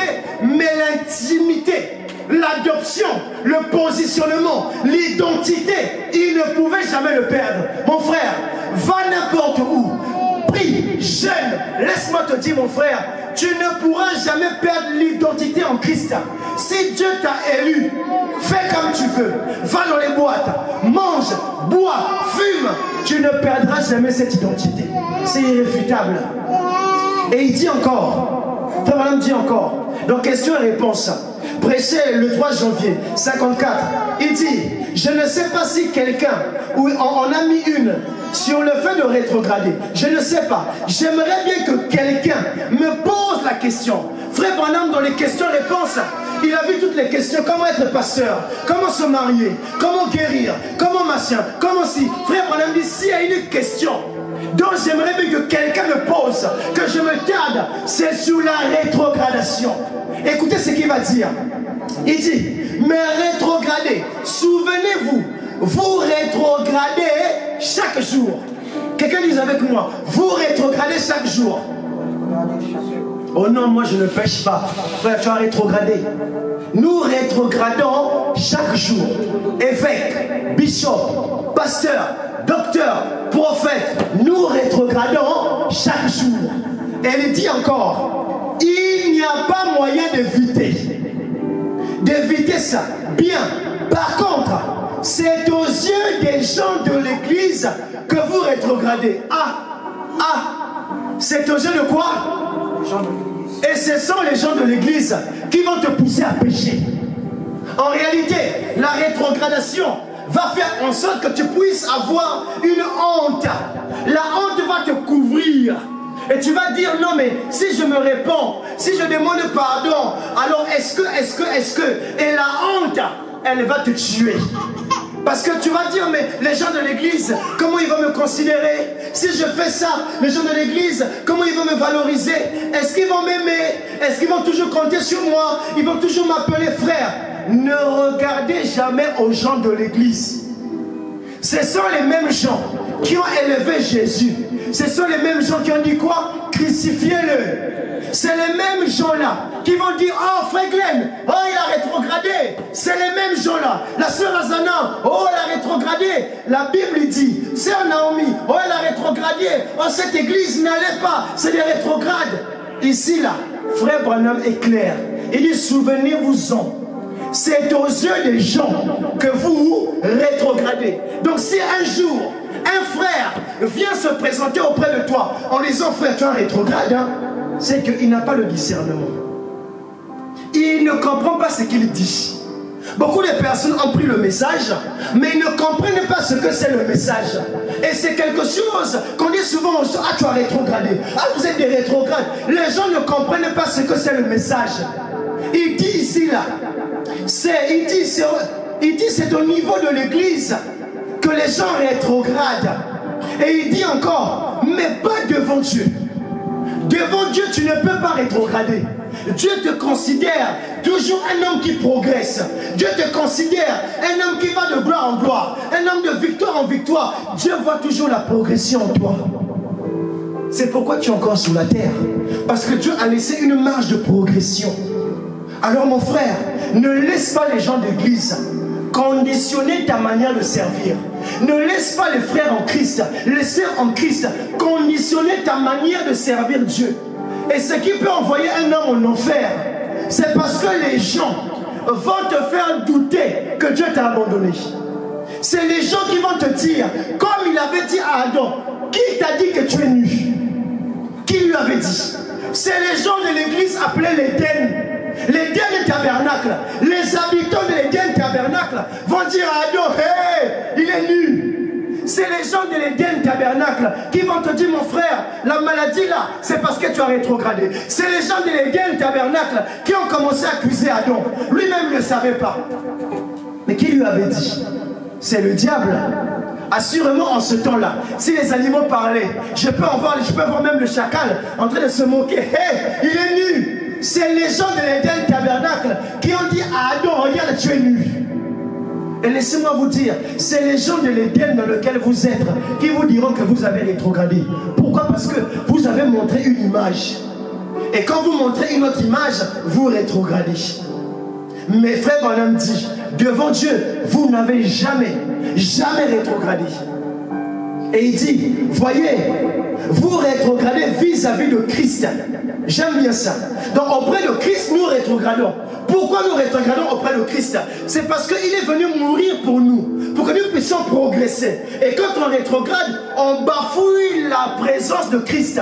On bafouille l'œuvre de la croix. On bafouille l'œuvre de la rédemption. En réalité, nous sommes même pires que les pharisiens. Mais écoutez, il dit, mais pas vis-à-vis de Dieu. Parce que si vous le faisiez, quand vous péchez, vous êtes fichus. Il y a la rétrogradation et il y a le péché. Tu peux rétrograder. Aux yeux de Dieu, tu ne rétrogrades pas. Aux yeux de Dieu, tu es au même niveau. Et Dieu veut que tu progresses. Mais les hommes vont commencer à dire, crucifiez-le. Crucifiez-le. Vous savez, dans Luc 5, ce qui a poussé cette femme en flagrant délit d'adultère, de le vouloir qu'on la lapide, c'était les satrapes, les scribes, les pharisiens, qui ont pris la loi, la parole de Dieu, qui vont dire, elle a rétrogradé, elle mérite la mort, lapidons-la. C'est les gens de l'église tabernacle. Laissez-moi vous dire, un bon païen ne te dira jamais que tu as rétrogradé. Mais ce sera toujours les frères de l'église. Les frères de l'église qui diront toujours, tu as rétrogradé, tu as rétrogradé. Mais laisse-moi te dire la bonne nouvelle, pas aux yeux de Dieu. Il dit encore, il dit, vous êtes fichus, mais vous tombez continuellement. Paul, lui, il lui fallait mourir chaque jour. C'est l'apôtre Paul lui-même qui dit, je dois mourir chaque jour. Donc en tant que chrétien, tu as fait quelque chose qui n'est pas bien. Ce n'est pas grave, mon frère. Il te suffit de mourir. Mourir devant Dieu. Il dit, il fallait mourir chaque jour, pas vrai. Il lui fallait mourir chaque jour. Se repentir chaque jour. Premier accès à la présence de Dieu, c'est la repentance. C'est la repentance. Il n'y a pas d'accès à la présence de Dieu sans la repentance. Et laissez-moi même vous dire, la repentance est la clé majeure de l'accès à la présence de Dieu. Un véritable chrétien doit se repentir chaque jour. Chaque jour. Vous savez pourquoi? C'est pour ne pas cumuler et avoir ce qu'on appelle l'amertume. Ce n'est pas pour cumuler, pour manifester les rancunes. Ce n'est pas pour cumuler, pour avoir des blessures. On doit se repentir chaque jour. Et laissez-moi vous dire, Église, n'ayez pas honte d'aller réparer les choses. Parce qu'ici, il est dit, quand vous allez réparer, vous êtes en train de rester toujours dans la communion avec Dieu. Mais quand vous ne réparez pas, vous mourrez aux yeux de Dieu et vous vivez aux yeux des hommes. Et comme les personnes préfèrent vivre aux yeux des hommes, il veut garder un témoignage, il veut garder une bonne atmosphère, il veut garder une bonne... Non, frère, s'il faut mettre les choses en règle, nous mettrons les choses en règle. Considère-moi comme tu me considères, mais aux yeux de Dieu, je n'ai jamais rétrogradé. Aux yeux de Dieu, j'ai toujours la connexion. Mais à tes yeux, si toi et moi, nous ne pouvons pas derrière communier ensemble. C'est parce que tu n'es pas à l'image et à la ressemblance de Dieu. Parce qu'il a dit, aime ton prochain comme aime ton prochain comme toi-même. C'est ça le problème avec l'église. Je vais bientôt terminer. Il dit, mais vous tombez continuellement. Paul, il lui fallait mourir chaque jour. Il lui fallait mourir chaque jour. Se repentir chaque jour. Il se repentait continuellement, tout le temps. Frère, la repentance doit arriver à devenir un état d'esprit. À force de te repentir, mon frère, tu ne laisseras pas une mauvaise parole entrer dans ta bouche. À force de te repentir, tu ne laisseras pas des gens te dire de n'importe quoi. À force de te repentir, tu ne manifesteras pas une mauvaise nature. C'est la repentance qui est la clé du ciel. Il dit, et si Paul, il lui fallait faire ça, alors moi aussi, il me faudra le faire. Pas vous, c'est vrai, alors nous le ferons.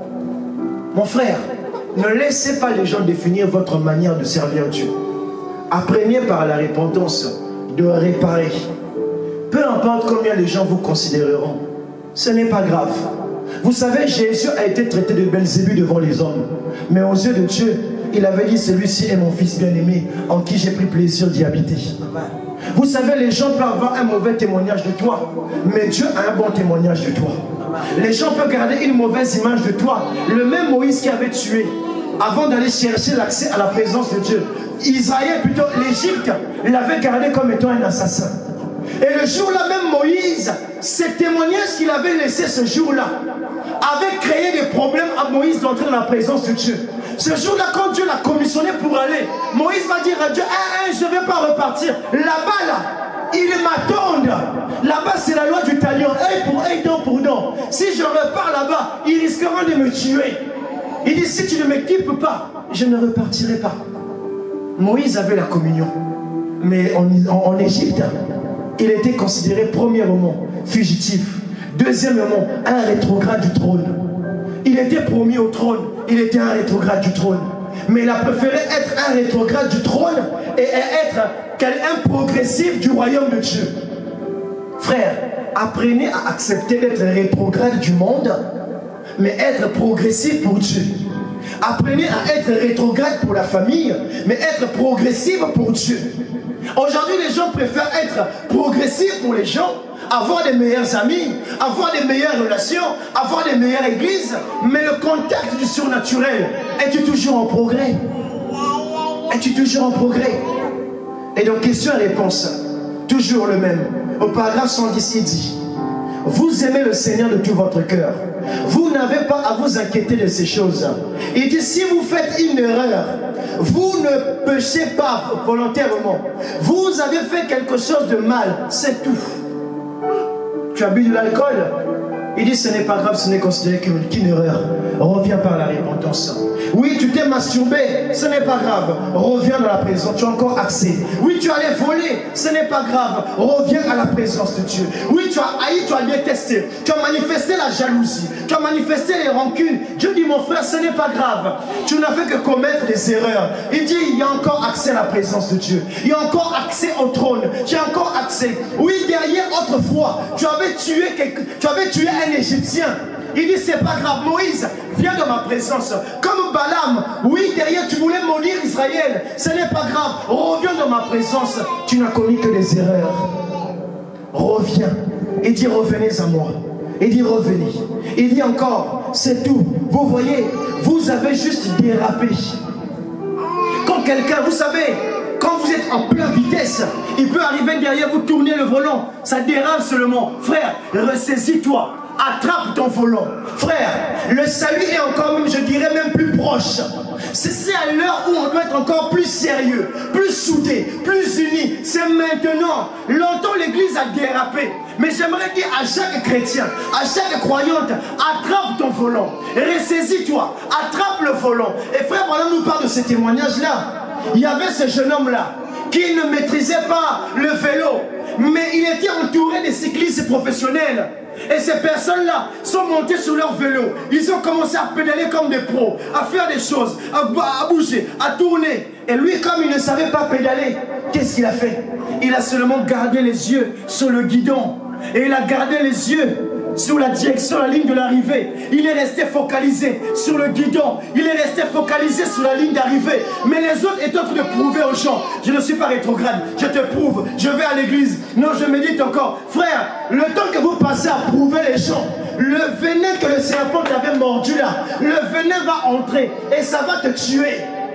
Mais ce jeune homme là, ce jour-là, il a gardé ses regards sur le serpent des reins. Il a resté fixé à Christ sur la croix. Il restait là, il pédalait. Il pouvait chanter un chant. Il pouvait chanter plus tard nous saurons ce qu'il en est. Plus tard nous comprendrons le pourquoi. Mais courage mon frère, pédale. Même si on te dépasse, même s'ils font les trucs, toi tu ne fais pas ça, tu n'es pas stylé. Même si tu n'es pas comme ça, tu n'es pas à la mode. Même si tu n'as pas 10 000 membres, même si tu n'as pas si, continue à regarder le serpent des reins. Continue à pédaler en chantant. Courage mon frère, plus tard nous comprendrons. Plus tard nous saurons le pourquoi. Tu pédales, tu pédales, tu pédales. Et quand tu ouvres les yeux, tu dis, oh, c'est la ligne d'arrivée. Et on te dit, monsieur, vous avez terminé la course, la tête. Tu dis, mais comment cela était possible? C'est parce que tes yeux étaient focalisés sur le serpent des reins. Mais ceux-là qui sont là en train de faire des choses, en train de, qu'on appelle les bavettes, en train de soulever le vélo, en train de montrer, en train de s'arrêter, montrer car nous, on est quelque part, on est quelqu'un, nous, on a Dieu, nous, on peut prouver, frère. Et restez les regards fixés sur le serpent des reins. C'est pourquoi la Bible dit, quand ils ont mangé ce qui était interdit, les yeux se sont ouverts. Frère, nous en tant que chrétiens, Dieu exige que nous devons avoir les yeux fermés. Fermés, fermés, ça veut tout simplement dire un abandon total. Tu ne dépends plus de tes cinq sens. Tu ne dépends que par la foi. Tu ne vis que par la foi. Tu ne marches que par la foi. Tes amis, ce n'est que par la foi. Ton meilleur ami, ce n'est que par la foi. Et tu continues à avancer. Même si les gens t'abandonnent, même s'il y a un qui tombe, toi tu gardes les yeux fermés. Tu gardes les yeux fermés. Que 10 000 tombent. Mais moi je resterai fidèle. Et il dit, vous voyez, vous avez juste dérapé. C'est vrai. Vous étiez en communion. Ici en haut. Et vous êtes redescendu dans les gadouets, dans la bouffe. Il dit ici bas. Toi qui étais chrétien, Dieu t'a mis ici là. Vous savez, c'est exactement ce que Dieu avait fait avec Job. Il dit même à Satan, tu as vu mon fils, il progresse chaque jour, il se répand, il est un homme intègre. Frère Branham dit, que signifie être un homme intègre? Il dit être un homme intègre est un homme qui se répand chaque jour. Donc quand la Bible dit qu'un tel était intègre, on ne cite jamais leur péché. C'est parce qu'ils se sont repentis. Et ici là, Dieu t'a placé ici. Et il part voir le diable. Il dit, tu as vu ma fille Azana sur la terre. Elle est une femme intègre. Mais le diable doit venir prouver ça. Mais il te retrouve rétrograde. Non mon frère, non ma soeur, tu dois te relever. Tu dois te relever. Tu dois apprendre à ne garder le regard que sous Christ. Je suis tombé, mais je vis encore. Je peux encore atteindre le but. Je peux encore arriver. C'est ça le problème avec l'église. Beaucoup abandonnent. Et comme je le dis souvent, la vie chrétienne n'est pas une course de rapidité, mais c'est une course d'endurance. La vie chrétienne n'est pas un sprint. La vie chrétienne est une course d'endurance. Ceux-là qui vont arriver, la Bible dit l'athlète n'est couronné selon les règles du combat. Ça veut dire que tu tombes, tu es endurant, tu te relèves. Tu reçois un coup, tu te relèves, tu pardonnes. Tu es blessé, tu trouves un moyen de te guérir. Tu vas là-bas comme une biche. Soupire après les courants d'eau. Mon âme soupire toujours après tes courants d'eau. Parce que tu es un soldat. Tu ne dois jamais être un rétrograde dans la quatrième partie qui est s'arrêter. Tu te mets au garde à vous. Non mon frère. Et quand un homme se met au garde à vous, c'est qu'il a reconnu l'autorité. Alors quelle autorité tu reconnais? Le diable ou Dieu? Et je vais terminer par là. Et le dimanche prochain, on continuera. En réalité, quand la Bible dit leurs yeux s'ouvrirent, voilà ce qui était entré. Voilà maintenant comment Adam et Ève voyaient dans leur conception les choses. Ils avaient une autre conception. Ils avaient une autre manière de percevoir les choses. Mais quand ils sont tombés, voilà maintenant ce qui était en face d'eux. Voilà maintenant leur réalité. Voilà maintenant leur atmosphère. Voilà leur régime. À chaque fois qu'un homme perd l'accès à la présence de Dieu, laissez-moi vous dire, faites comme vous voulez, vous retrouverez ces conditions-là dans cette personne. les 7 péchés capitaux. Genèse 3, 24. C'est ainsi qu'il chassa Adam. Il mit à l'orient du jardin d'Éden les chérubins qui agitaient une épée flamboyante pour garder le chemin de l'arbre de vie. Et Romain il dit, car tous ont péché, sont privés de la gloire de Dieu. Quand tu nais, la réalité était maintenant celle-là. Adam et Ève n'est pas nés de cette réalité. Mais quand ils ont péché, la réalité qui est entrée spirituellement, en esprit, dans l'âme, la réalité qui est entrée en eux, là, voilà la réalité. C'est pourquoi ici il y a l'avarice, il y a la colère, il y a l'envie, il y a la gourmandise, la luxure, l'orgueil, la paresse. Ce sont toutes ces choses-là. Quand la Bible dit leurs yeux s'ouvrir, ouvrir à quoi? Ouvrir aux envies sexuelles. C'est parce qu'ils ont contracté une envie sexuelle, raison pour laquelle ils ont maintenant une réalité sexuelle. Raison pour laquelle plus tard, l'enfant qui va mettre au monde, qui va être Caïn, il va manifester la colère. Mais Dieu n'est pas colère. Il nous a fait à son image, à ses ressemblances. Mais d'où vient la colère? C'est parce qu'ils avaient changé un régime. Leurs yeux s'ouvrirent. Ils avaient changé de dimension. La colère maintenant était entrée en eux. La paresse était entrée en eux. C'est pourquoi Dieu les a dit, pour retrouver le chemin là, que j'ai protégé par les chérubins, vous devez travailler la terre. Vous ne devez pas être paresseux. Cultivez la terre. Allez à la recherche de la croissance spirituelle. Voilà. La paresse, l'orgueil. Ils commençaient à devenir orgueilleux. C'est ça qui a fait que les habitants de la terre sont devenus orgueilleux. Cet orgueil-là que Lucifer avait manifesté là-bas au ciel, c'était la réalité maintenant qui était entrée. Ici, il y a les luxures, les choses sexuelles, la dépravation sexuelle. Aujourd'hui, vous allez voir des chrétiens avec des sex toys, des chrétiens qui font des j'ai expliqué le dimanche dernier, où Frère Branham dit, un bon chrétien ne doit pas regarder des films pornographiques et reproduire les mêmes activités avec sa femme. C'est la luxure. On prend un livre de Kama Sutra, on regarde les positions et on vient, on fait ça avec une chrétienne. Frère Branham dit, aime ta femme comme une chérie. Chérie-la, prends soin d'elle et respecte-la. Tu ne peux pas regarder les choses obscènes, il dit, et reproduire ça sur une fille de Dieu. Il dit c'est un péché. La luxure. La luxure est entrée à l'église. Raison pour laquelle aujourd'hui, vous allez voir les péchés qui détruisent l'église, c'est la luxure.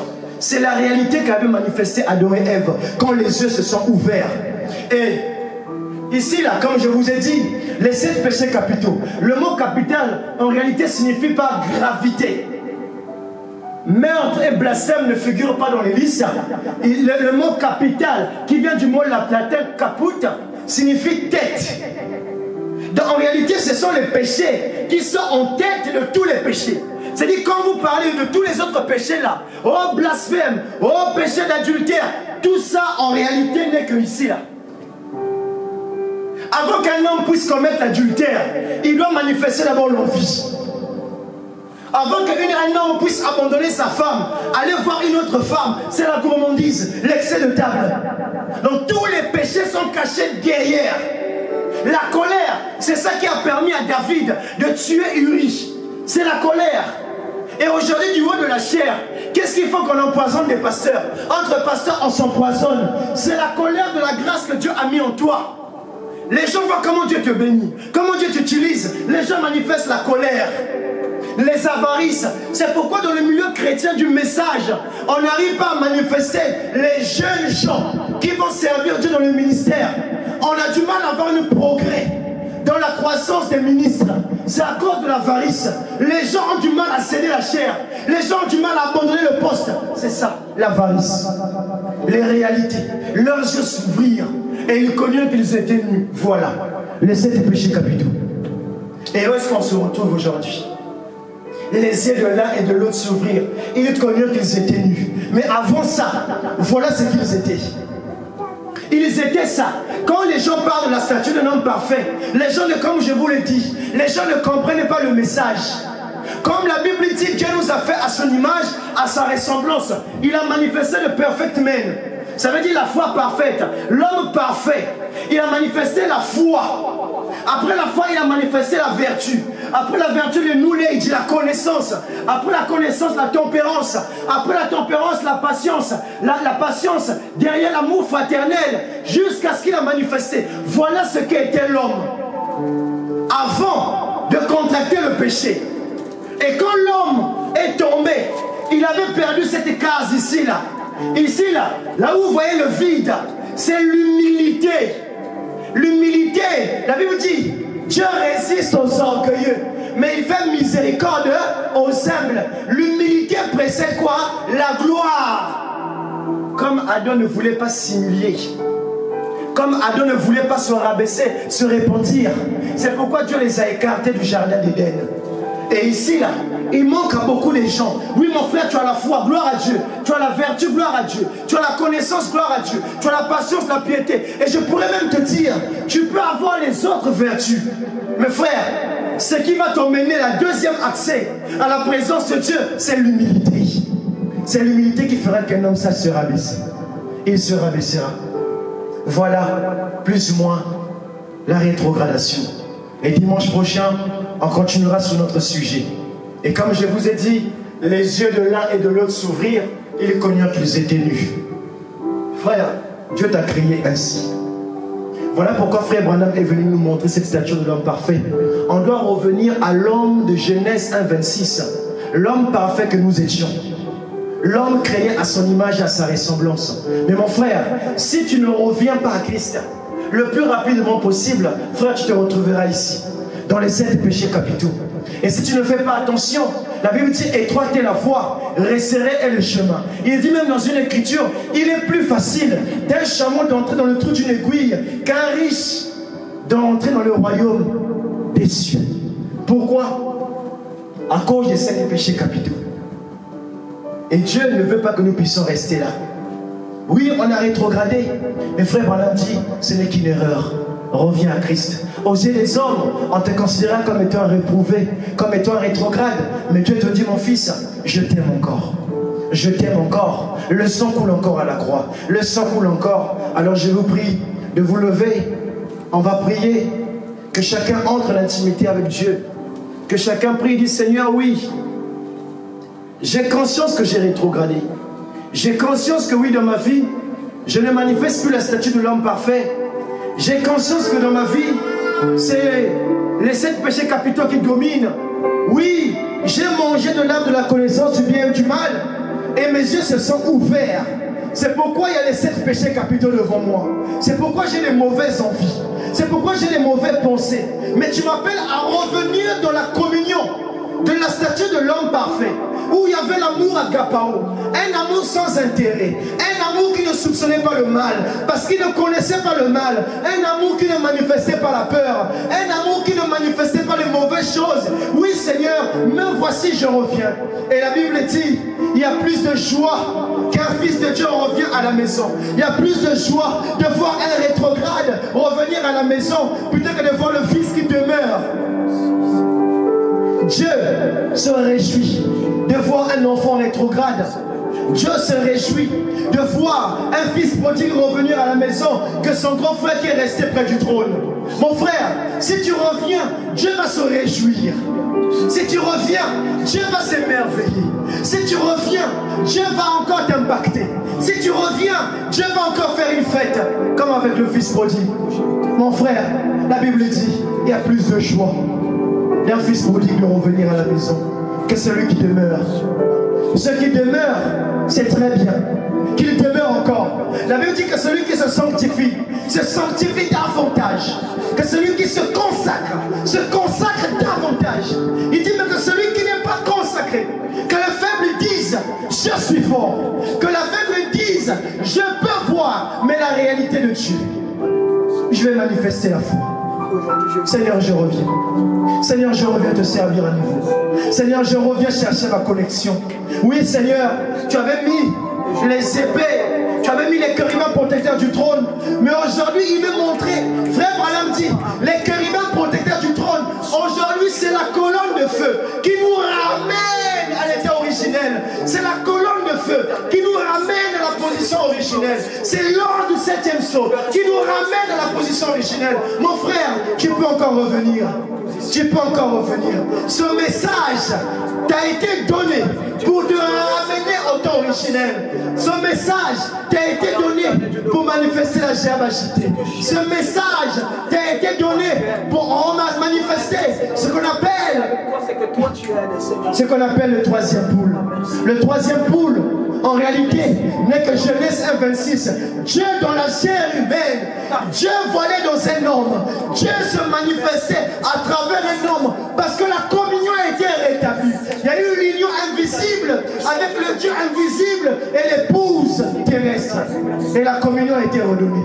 Mon frère, voilà pourquoi frère Branham disait, nous sommes dans l'âge de la communion fraternelle. Nous sommes dans l'âge de la communion. S'il y a un temps où nous devons avoir plus de communion, c'est en ce temps-là. Mon frère, recherche ta communion. Recherche ta communion. Recherche ta communion. Recherche ta communion. C'est le temps de la communion. C'est le temps où tu vas communier avec Dieu. Et frère Branham dit, s'il y a un temps où l'église doit être plus puissante, c'est maintenant. Il dit, s'il y a un temps, il doit y avoir des miracles, c'est maintenant. Il dit, s'il y a un temps, parce que nous avons été restaurés. Nous avons été comme Adam, un Adam restauré. Nous avons reçu notre Adam restauré. Alors, on ne peut rester aveugle. Alors, on ne peut rester dans la bassesse. Alors, je ne peux pas être un rétrograde. Je veux une progression. Je veux une progression. Je veux être la tête. Je veux être la tête. Dans mon domaine, je veux être la tête. Dans ma jeunesse, je veux être la tête. Dans ma génération, je veux être la tête. Il y a deux mouvements. Il y a ceux-là qui impactent, qui initient le mouvement. Et il y a ceux-là qui suivent le mouvement. Seigneur, je vais faire partie de ceux qui initient le mouvement. Seigneur, fais de moi un homme qui va initier le mouvement. Seigneur, je ne ferai pas partie de ceux qui vont te suivre. Oui, Seigneur, je serai ceux-là qui vont initier le mouvement. Oui, mon frère, parle à ton Dieu. Et Dieu te pose la question cet après-midi. Adam, où es-tu? Adam, où es-tu? Qui t'a dit que tu es nu? Qui t'a dit que tu es nu? Qui t'a dit que tu es pauvre? Qui t'a dit que tu es malade? Qui t'a dit que tu es stérile? Qui t'a dit que tu es un rétrograde? Qui t'a dit que tu es un chômeur? Qui t'a dit que tu es un galérien? Qui t'a dit que tu n'arriveras pas? Toutes ces questions-là, il dit le Saint-Esprit nous a été donné. Là où nous ne pouvons pas, le Saint-Esprit pourra pour nous. Là où nous sommes faibles, le Saint-Esprit nous rendra forts. Alors mon frère, qui t'a dit que tu es faible? Qui t'a dit que tu n'y arriverais pas? Qui t'a dit que tu ne servirais plus Dieu? Qui t'a dit que tu ne peux pas être commissionné même à l'âge la plus ancienne? Qui t'a dit que Sarah ne peut plus enfanter même à la ménopause? Qui t'a dit que Dieu ne peut pas visiter Siméon, même si pendant des années il a attendu la promesse? Qui te dit que Dieu ne peut pas visiter Joseph? Qui te dit, même s'il était en prison lié, l'heure est venue de retrouver la communion. L'heure est venue de retrouver la communion. Oui, mon frère, parle à ton Dieu. Parle à ton Dieu, mon frère. Parle à ton Dieu. Oui, Seigneur. Oui, Seigneur, c'est encore nous. Oui, Seigneur, nous frappons la porte du ciel. Oui, Seigneur, c'est encore nous. Seigneur, nous t'aimons, oui. Seigneur, ce qu'on avait perdu ce jour-là, lorsque nos yeux se sont ouverts, c'est l'humilité. L'humilité, Seigneur, c'est elle qui nous précède la gloire, l'accès à ta présence. Seigneur, ce qui nous met aujourd'hui en tort, c'est parce que nous n'arrivons pas à être humbles. Nous n'arrivons pas à être comme toi. Tu as dit, soyez mes imitateurs. Toi, tu étais un homme humble, un homme simple. Tu portais même une seule tunique. Oh Jésus, tu étais tellement humble que tu pouvais aller avec les plus faibles, que tu pouvais aller avec les plus forts, que tu pouvais être avec n'importe qui et tu trouvais toujours la même énergie de servir, la même joie de servir. Tu trouvais toujours les mêmes caractéristiques. Cela t'indifférait. Seigneur, mais nous aujourd'hui, l'église, on est tellement rétrograde. On a fait entrer des choses dans l'église. On a fait entrer la musique mondaine dans l'église. On a fait entrer les inimitiés dans l'église. On a fait entrer les rancunes dans l'église. On a fait entrer les jalousies dans l'église. On a fait entrer les compromis. Et frère Branham dit, c'est les feuilles de figuier. On s'est fabriqué nous-mêmes les feuilles de figuier. Quelle est la philosophie? On a pris une mauvaise parole, on a mélangé, on a hybridé. Et à cause de ça, nous avons donné naissance aux morts-nés. Nous avons donné naissance aux morts-nés.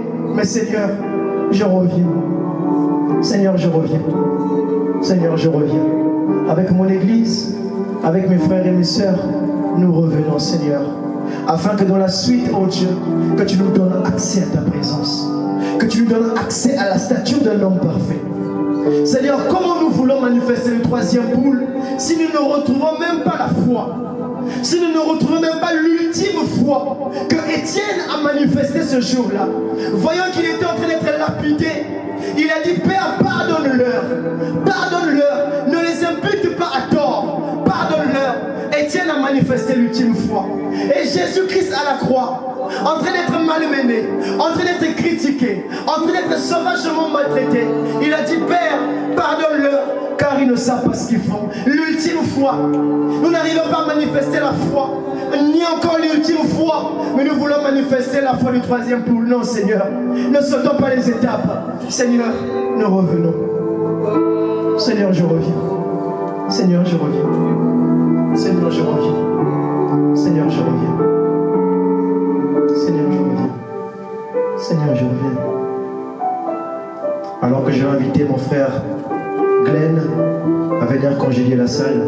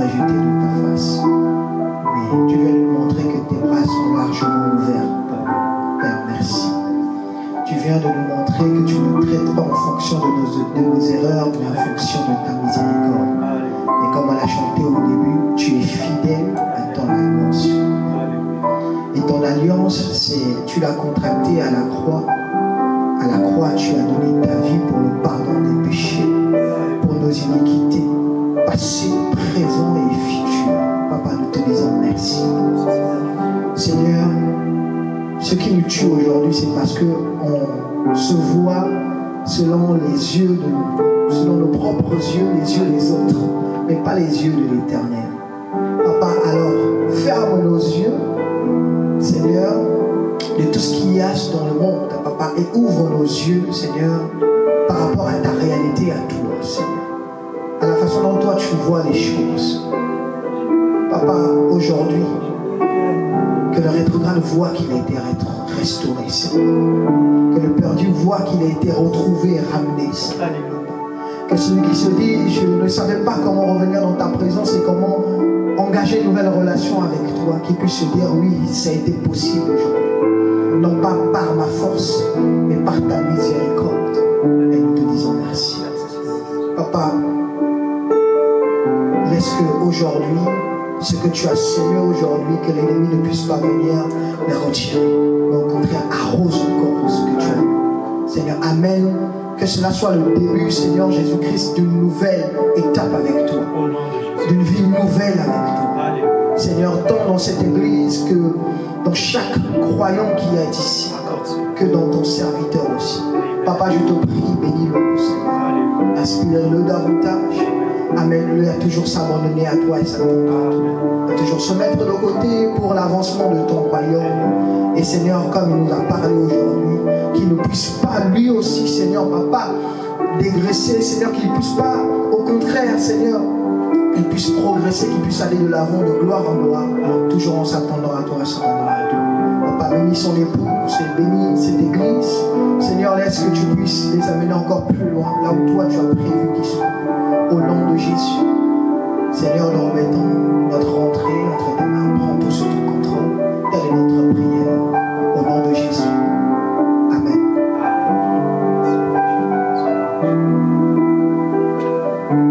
Que Dieu vous bénisse. Alors nous allons terminer notre culte. Soyez vraiment bénis. merci à mon frère Glenn, ma sœur Azana, de nous avoir assistés pour ce culte. En tout cas, vraiment, soyez tout simplement encore bénis et que ces paroles continuent encore à croître en vous. Et je suis vraiment content de voir mon frère, surtout Azana, on a discuté. Vraiment, n'hésitez pas de repasser quand vous voulez. C'est votre maison, on est ici. On est vraiment centré sur la communion fraternelle. Et c'est quelque chose, aujourd'hui dans les églises, il n'y en a plus. Et vraiment, je me force avec mon église et moi de rester dans la communion fraternelle, d'être avec les frères. Et donc n'hésitez pas, mon frère Glenn, si tu as un message à passer à l'église, n'hésite pas. Comme j'ai dit, s'il s'agit que de laisser la chair, moi je suis volontiers. Donc n'hésitez pas de venir. Et comme la Bible dit, les ministères sont comme les doigts de la main. Pour tenir quelque chose, on a besoin des 5 doigts. Non, on ne peut pas compter sur l'index, ni que sur le pouce, ni sur le majeur. Mais on a besoin de l'annulaire, l'auriculaire. Donc n'hésitez pas pour pouvoir apporter un petit coudé à l'église. Par le don, la grâce que Dieu a mis en vous, ça pourra tout simplement bénir aussi. Donc nous sommes sur notre thème. On a commencé aujourd'hui l'accès à la présence de Dieu. Donc on a pris le premier sous-thème qui est la rétrogradation. Donc on va encore continuer à voir ce que la parole disait dans Genèse 3, qu'est-ce qu'il s'agissait réellement et qu'est-ce que Frère Branham disait véritablement sur ça. Donc on va continuer, donc dimanche prochain on parlera de l'âne de Balaam et son ânesse et on prendra un petit sous-point sur Méphibosheth, parce que dans cette histoire la Bible montre que le but de ce message c'est que chaque Méphibosheth retrouve l'accès à la table du roi. En tant qu'un Méphibosheth, nous sommes de la lignée royale. Méphibosheth était fils de Jonathan, petit-fils de Saül. Mais Dieu avait dans son alliance voulu que ce soit David qui soit roi à la place de Jonathan. Et Jonathan et David ont traité une alliance. De cette alliance était de prendre soin de toute la famille de Jonathan. Et les années avaient écoulé, les années sont passées. Et David, un jour, il s'est souvenu de l'alliance. Et il pose la question, est-ce que j'ai fait du bien selon la promesse que j'ai tenue, que j'avais prise avec Jonathan? Est-ce que j'ai fait du bien à toute la famille, la lignée de Jonathan? C'est là où un des serviteurs qui va dire non, il y a un homme appelé Méphibosheth, fils de Jonathan, estropié à l'Odéba dans la boue en tant que mendiant, mais qui a la lignée royale, qui a le sang royal qui coule dans ses veines. Et on montrera à travers cette écriture, la première des choses qui s'est passée, c'est le manque de révélation. Quelqu'un dise avec moi, le manque de révélation. Si la servante qui servait Jonathan avait eu la révélation de savoir que Jonathan aurait pu devenir, plutôt Méphibosheth aurait pu devenir roi, elle n'allait jamais fuir avec l'enfant. C'est dans la fuite que l'enfant est tombé, il a roulé, il est devenu estropié. La faute était la servante. Et aujourd'hui, le problème dans tout ce qu'on voit dans le message aujourd'hui n'est que la faute aux ceux qui servent la parole. S'il y a tous ces dégâts dans lesquels nous voyons, ce sont ceux-là qui sont censés être au service de Dieu, qui font la majeure partie des dégâts. Et à cause de ça, tous les Méphibosheth sont rétrogrades. Et l'heure est venue de rétablir la chose, de ramener chaque Méphibosheth dans la maison de Dieu. En tout cas, rentrez dans la paix de Christ. À Dieu voulant, à une prochaine fois. Soyez bénis. Il y a le panier d'offrande qui est juste derrière. Que Dieu vous bénisse.